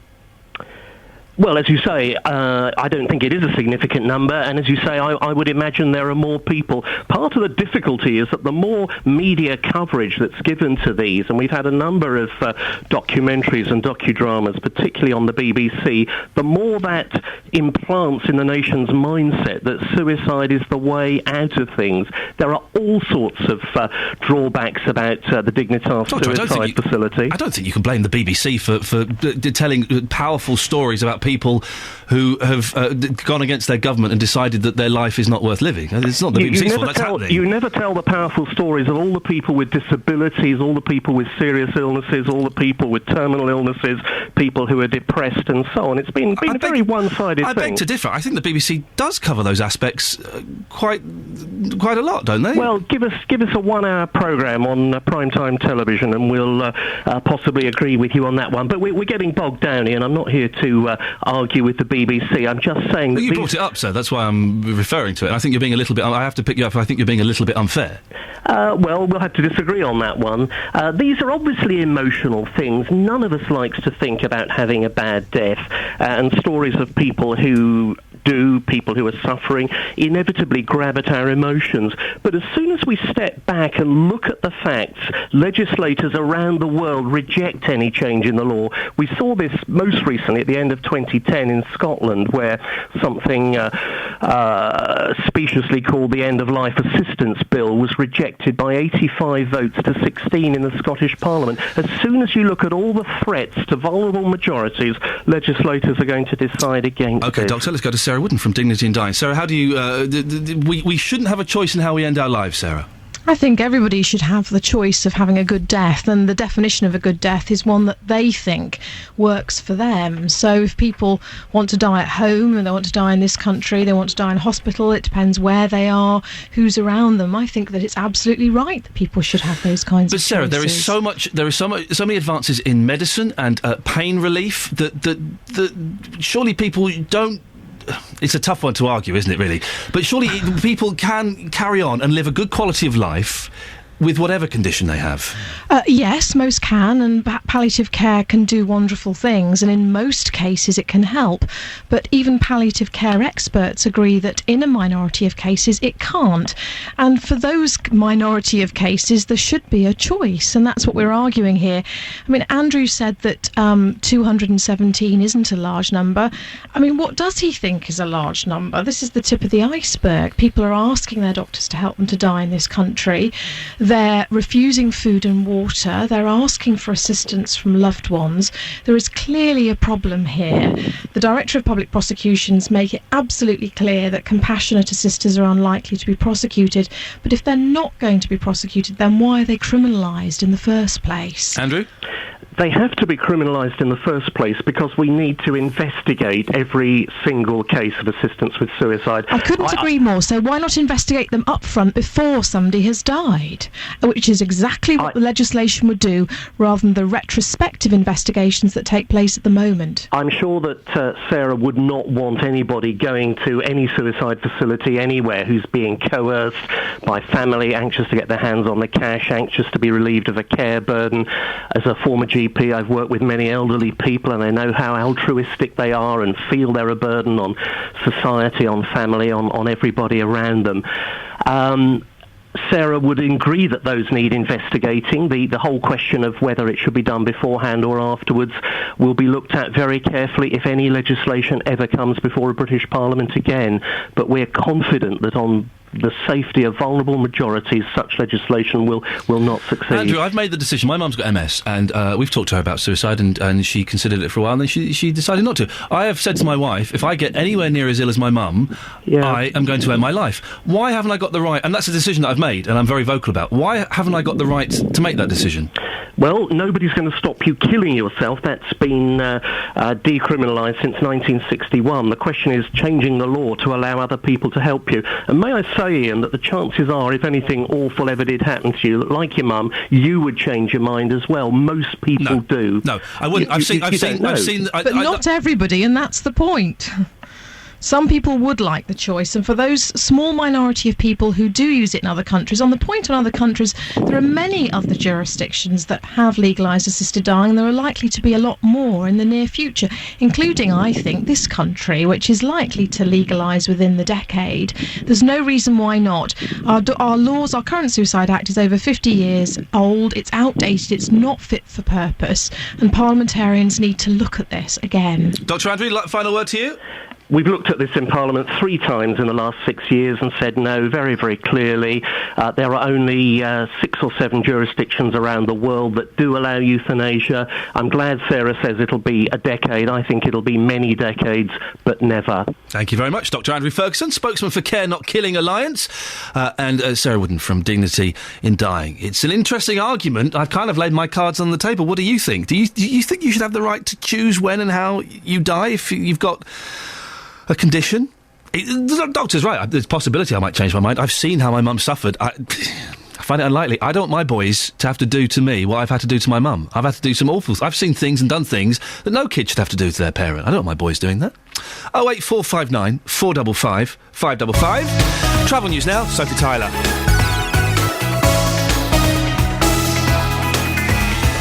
Beds, Hearts and Bucks travel. BBC Three Counties Radio.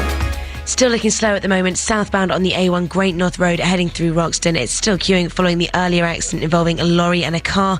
Now it's just between the Black Cat roundabout and the Kimbolton turnoff, and it looks like we do still have problems heading back towards the St Neots Road at the moment on the A421.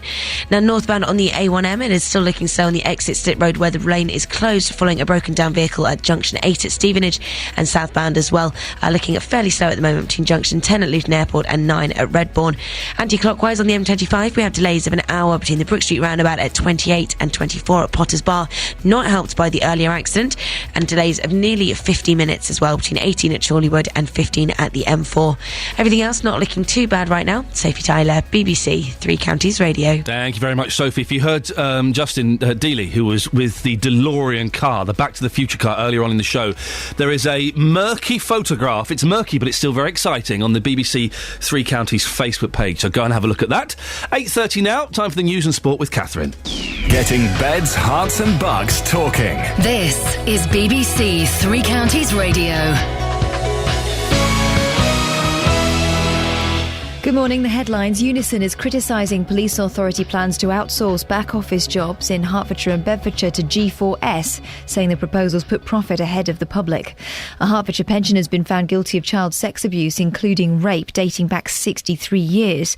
And Welwyn Hatfield MP and Tory party chairman Grant Shapps says Hertfordshire County Council have got their maths wrong over plans for a waste incinerator on Greenbelt land near Hatfield. He says improving recycling rates means it's not needed.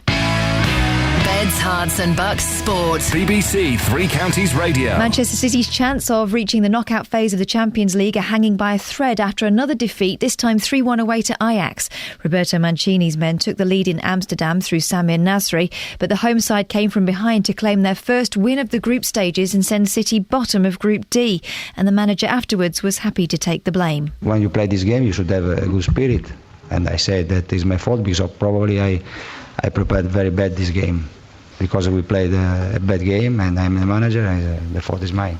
Arsenal lost their 100% record in the Champions League this season after goals from Klaas-Jan Huntelaar and Ibrahim Afellay saw them lose 2-0 to Schalke.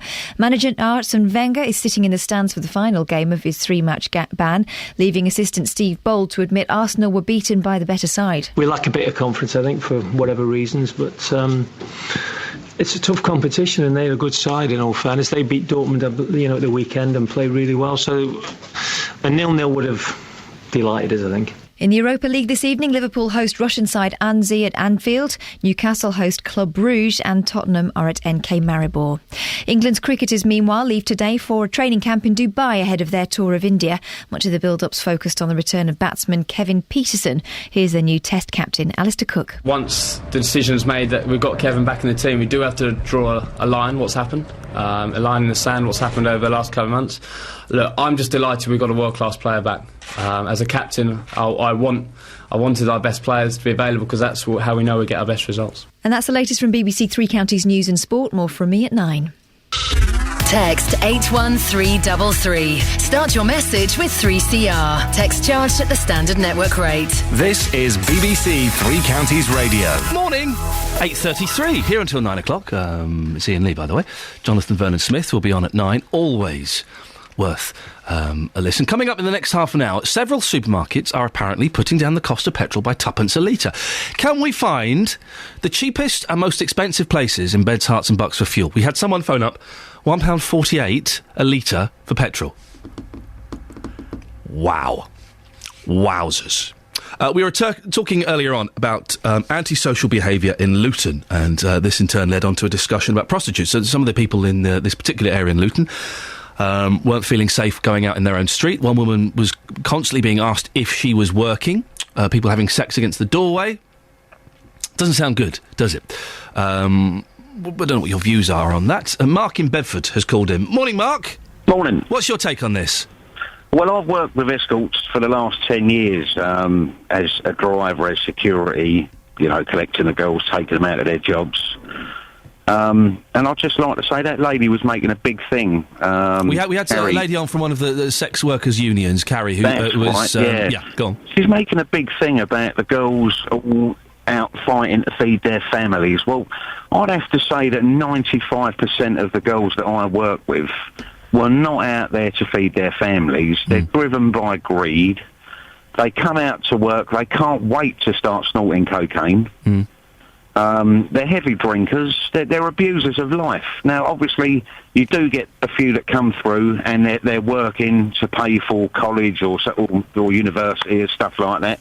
But none of them that I come across are solely out there to feed their families. So let's take that out of the equation for a minute. And I make all them people that are suffering with the abuse that they get from these girls and the condoms and that in their street, nobody should have to put up with that. That shouldn't be acceptable in any way, shape or form.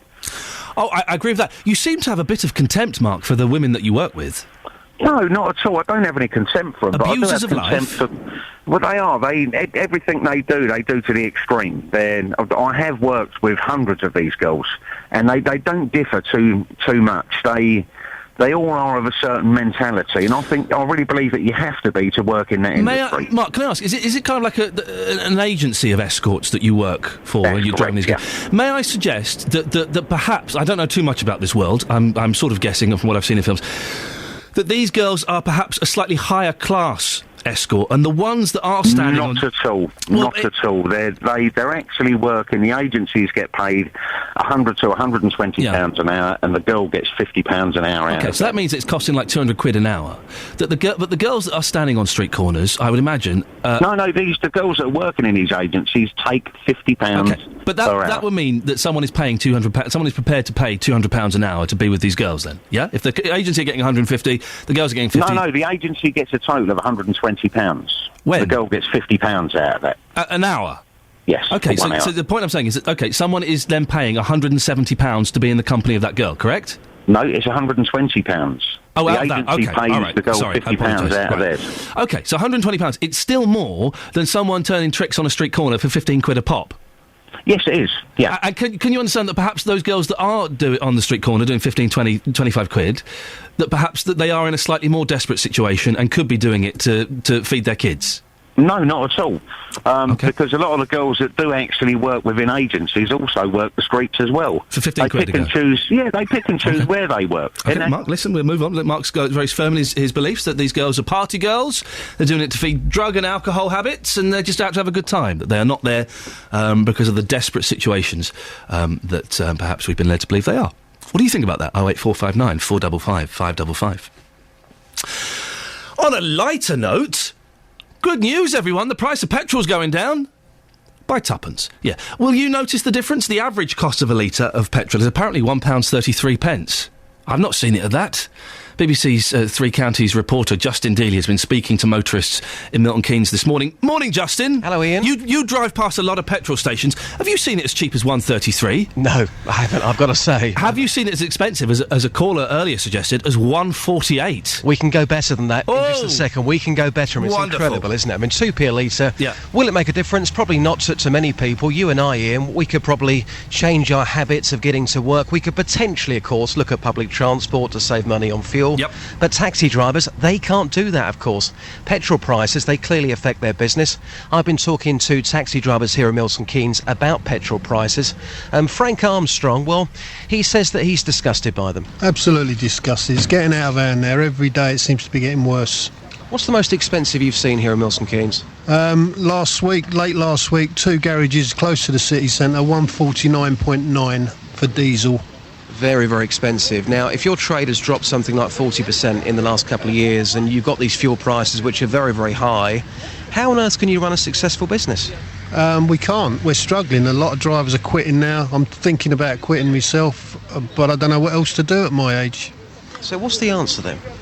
The answer is these garages has stopped ripping us off and all start charging a reasonable rate, a normal rate, and all the same price, instead of one garage a quarter mile away charging sometimes 7-8 pence different for the same fuel. I filled up my car yesterday. I've got a very, very small car. It cost me over £50 to fill up my car. What do you think will be a fair price for fuel in this country? I remember the days where I thought that £1.20 a litre was disgusting. Now, of course, it's much higher than that. So what do you think will be a fair price? It's hard to say what a fair price is because we know they've got to make money. We know that. But to charge, they shouldn't all be charging different prices when it's the same fuel company that's doing it. All varying prices, all charge the same. $1.40 is a reasonable price these days. Okay, thank you very much indeed for your time. Going to move over here to Andy as well, who's a taxi driver. Andy, just been speaking to Frank there, who says that he's close to quitting because he can't take it anymore with the fuel prices. He can't make any money. Would you go along with that? Yeah, the fuel prices are crippling the industry. That comes straight off your profit line. So, or whatever the increase in fuel is just coming straight out of your profit. And we're talking today about Tesco, Sainsbury's and Asda reducing fuel by 2 pence a litre. Is that seriously going to make any difference? No, because they put them up they creep up over a week by 3 or 4 pence a litre, come down by 2p, and next week they'll be up by 3 or 4p again. So the overall increase is just never ending. And just lastly, on a lighter note, you're driving a Toyota today. We have been talking about famous cars from movies and also TV programmes. If you could carry your passengers in any car that's been used in a film or a TV show, come on Andy, what would that be? It's got to be the Aston Martin and the DB5 out of Bond. Bit tight for room though, isn't it? Yeah, but you'd squeeze them in somewhere, wouldn't you, if you got a chance to drive it? You'd have to put your prices up for that one, wouldn't you? Well, I don't know, they'd probably pay extra to get in it. Fantastic. Thanks so much for your time, really appreciate it. Thank you. So the words there of Frank and Andy, and I have to say, Ian, I do feel for them because obviously petrol prices have gone up so much in recent years.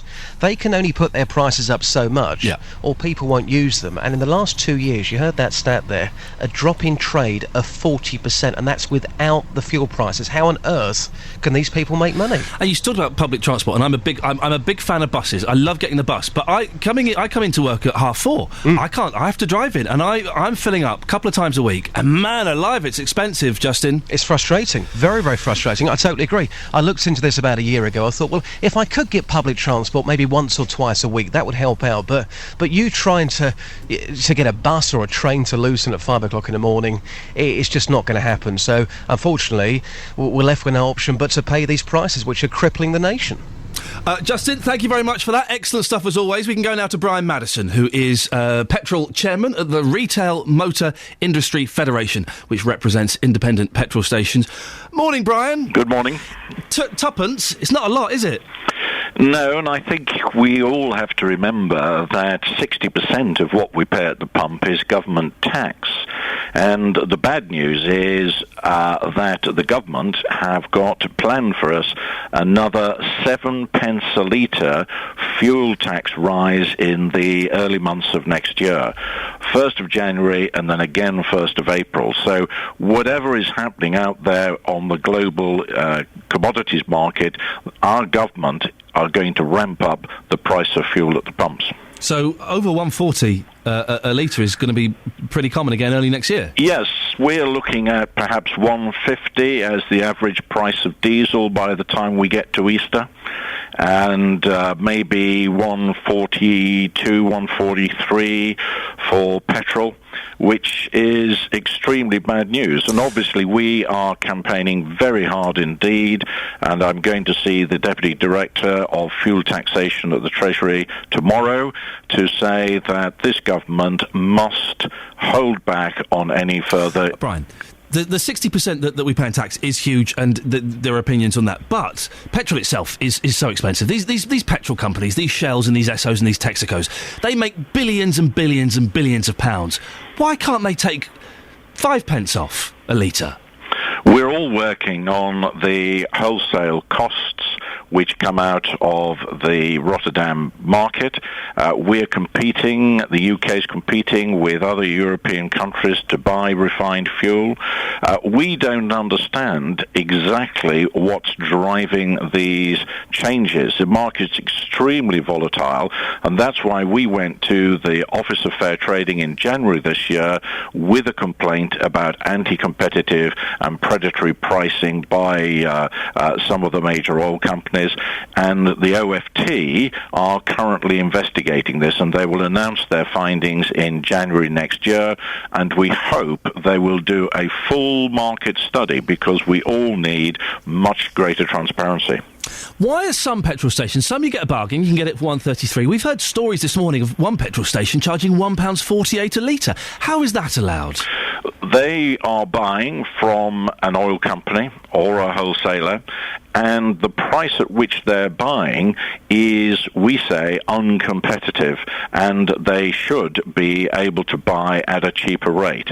And because they're buying at this higher uncompetitive rate, they have to put on their meagre margin. They will not be making a huge amount of money. Even the shop that's selling it for £1.48, are they not just being chancers because they're in the middle of nowhere? No, that's right. They're probably handling a relatively small volume, which adds to their cost. They're probably taking it in small loads, which adds to their cost. Most retailers today are making only 2 or 3 pence. We all know that when it's the last petrol station before the motorway, they whack their prices up. Come on. I can't comment on that. Come on, bro. We know it's a fact. Last petrol station before the M3, the prices are 5, 6, 7 pence more than everywhere else. Why are 400 or 500 independent sites going out of business every year? I don't know, Brian. I can't answer that question. We have to move on. Thank you very much, Brian Madison, petrol chairman of the Retail Motor Industry Federation. We've all seen that, haven't we? Just before you go, last petrol station before the M4, and the prices are a little bit more pricier. Suspicious, methinks. Travel news now, Sophie Tyler. Beds, Hearts and Bucks travel. BBC Three Counties Radio. Still looking like we have one lane closed and queuing traffic heading south on the A1 through Roxton. This all following the earlier accident. Lorry and a car involved just before the Black Cat roundabout. Congestion is still heading back towards Eaton Ford and on the A421 heading east to Great Barford. Now northbound on the A1M, still looking like the exit Slip Road is closed due to broken down vehicle at junction 8 at Stevenage, and anti-clockwise on the M25. It's still looking at delays of around an hour between the Brook Street roundabout at junction 28 and 24 at Potters Bar. It's also still slow, delays again of around 45 minutes between 18 at Chorleywood and 15 at the M4. Everything else not looking too bad right now. Sophie Tyler, BBC Three Counties Radio. Thank you very much, Sophie. Morning, it's 8:46. These are your headlines this morning on Thursday, October the 25th. Unison is criticising police authority plans to outsource back office jobs in Hertfordshire and Bedfordshire to G4S, saying the proposals put profit ahead of the public. Welwyn Hatfield MP Grant Shapps is accusing Hertfordshire County Council of getting their maths wrong over plans for a waste incinerator near Hatfield. He says improving recycling rates means it's not needed. In sport, Bradley Wiggins says it's more than likely he'll sacrifice defending his Tour de France title to support teammate Chris Froome in the 2013 race. Your weather today for Beds, Hearts and Bucks, staying mostly cloudy with some patchy rain or drizzle and a top temperature of 13 degrees. Coming up, residents in an area of Luton say they are living in daily fear because of prostitution and crime in the area. We'll hear from a local resident affected before 9 a.m. BBC Three Counties Radio. Every weekday morning from 9, Jonathan Vernon Smith. I didn't have a problem at all. It was my husband that had the problem. Oh, really? In what way? All I got was, you're going to have reconstruction, aren't you? You're going to have that reconstructed. How the hell did you cope with that? We never slept in the same bedroom again. Jonathan Vernon Smith. We are now in Breast Cancer Awareness Month. Chris was diagnosed in 1996. If I hadn't gone for that X-ray, I sometimes sit and wonder what would be today's prognosis. I am a survivor, and I'm glad to be a survivor. Jonathan Vernon Smith, weekday mornings from 9 on BBC Three Counties Radio. Across beds, hearts and bucks, this is Iain Lee on BBC Three Counties Radio. Residents in an area of Luton say they are living in daily fear because of prostitution and crime in the area. They say the council are not doing enough to improve the area and make it safer. A local charity called Azalea, who offers support to women involved in the sex trade, has also been criticised because people living and working locally feel the work they do encourages prostitutes to stay in the area. Earlier on, I spoke to Carrie Mitchell from the English Collective of Prostitutes. Why should anybody have to work in the sex industry? Because they don't have enough money in their pockets. That is the problem. And the situation is not going to change. It's either going to be in your backyard or somebody else's backyard. Until women can work indoors, it really is a situation for the government. We would really ask residents to direct their angst at the local council to put pressure on the government to say, you know, more women are working in our area. It's more difficult for us now, but it really is down to the government. But when people complain, Carrie, when people complain to the council, what they're complaining about is the fact that there are prostitutes on this street. I'm surprised that you seem to have very little empathy for the people that live in these streets that are being affected negatively by prostitution. The question is what to be done. People talk about women being removed.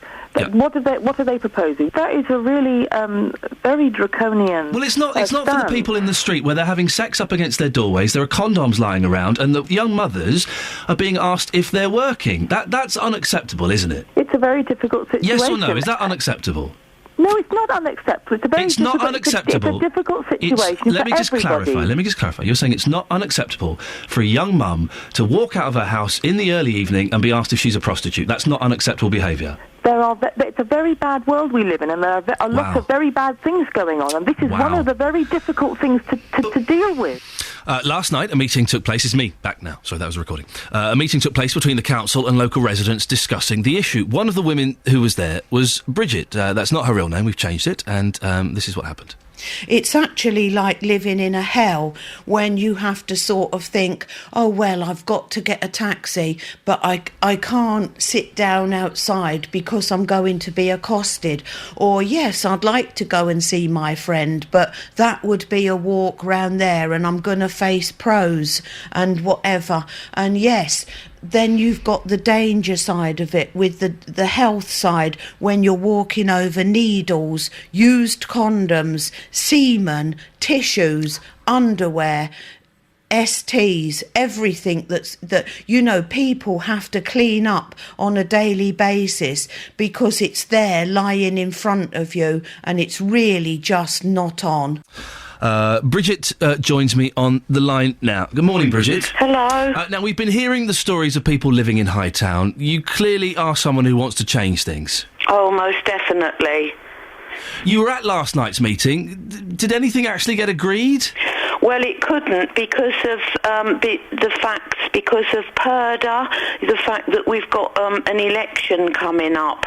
So the council and the police, effectively, they could listen, but they couldn't make comments. So what was the point of the meeting then? Well, that's what we asked when we got there, but we did put our points over very strongly, and though at least 10 more people who should have come didn't make it, we did read the Riot Act to the local councillors, and people from the council were there and were sympathetic, and also there was a good response from the police too. If they couldn't say much because of PERDA, and I could understand that, what did they say to you then? Well, as I said, rules are rules, and whether we like it or not, we have to abide. So they did listen intently. But they didn't say anything specifically about these problems of antisocial behaviour? Well, you see, as I said, they were very tied, and that is the problem. But how frustrating must that be for you and the other residents, Bridget? You know, we've been living like this for, some people have been doing it for 22 years, and 6 nervous breakdowns later, things are not going to change overnight, but we're not going away, and we're not going to change either. But there is going to be another meeting early in December because of the difficulties. Can they talk at the meeting in December? Pardon? Will the council be able to talk at the meeting in December? Well, I would think so, because the election will be over by then. Yes. Bridget, listen, stay there, because the local charity Azalea has come in for criticism. They didn't want to come on the show, but they've issued this statement. Have a listen to this.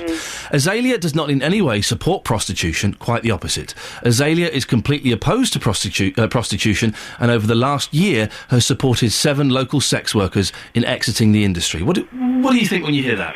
Well, it's what I said to the councillors last night. I said, you know, you were elected as councillors for Hightown, and for having a councillor working at Azalea is like putting a vegan to work in a butcher's shop. She should never have stood for this area, knowing the problems, if she was going to do 2 jobs.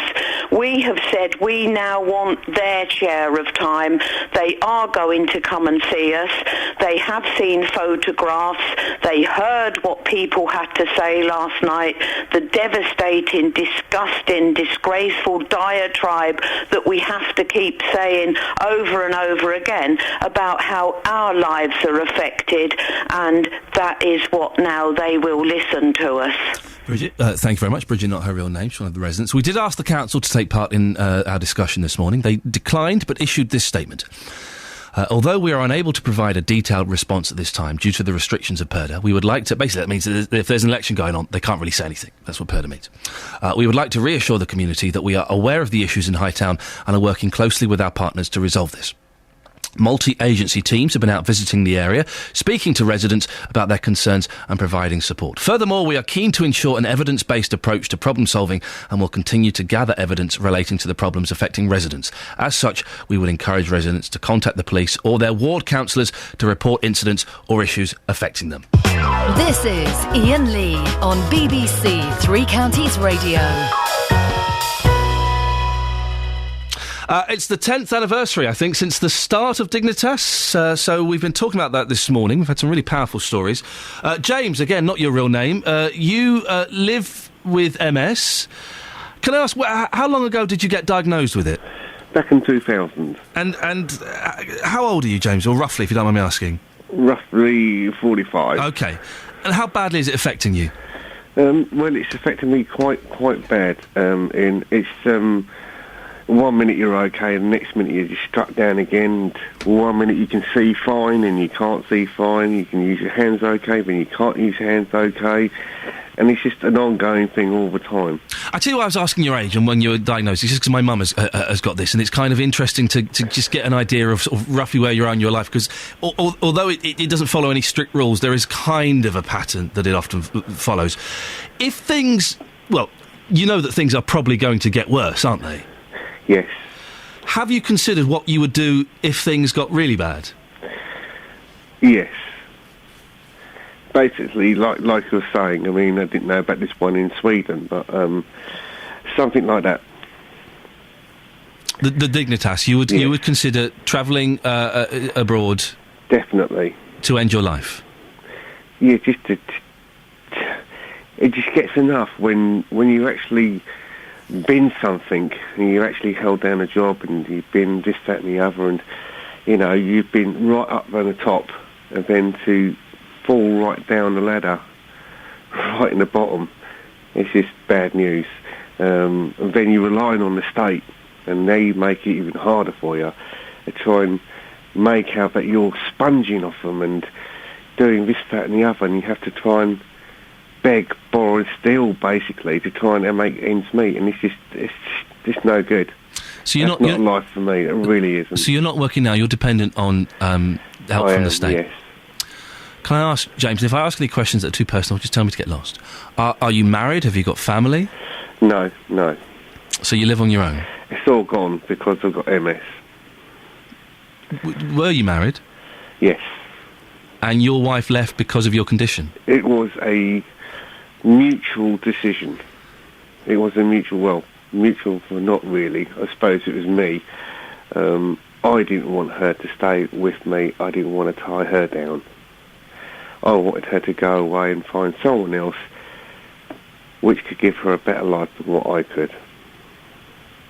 I know, what do they say? Sometimes you have to be cruel to be kind. Love is blind. But it's better to love than not loved at all. And do you speak to anyone about this, James?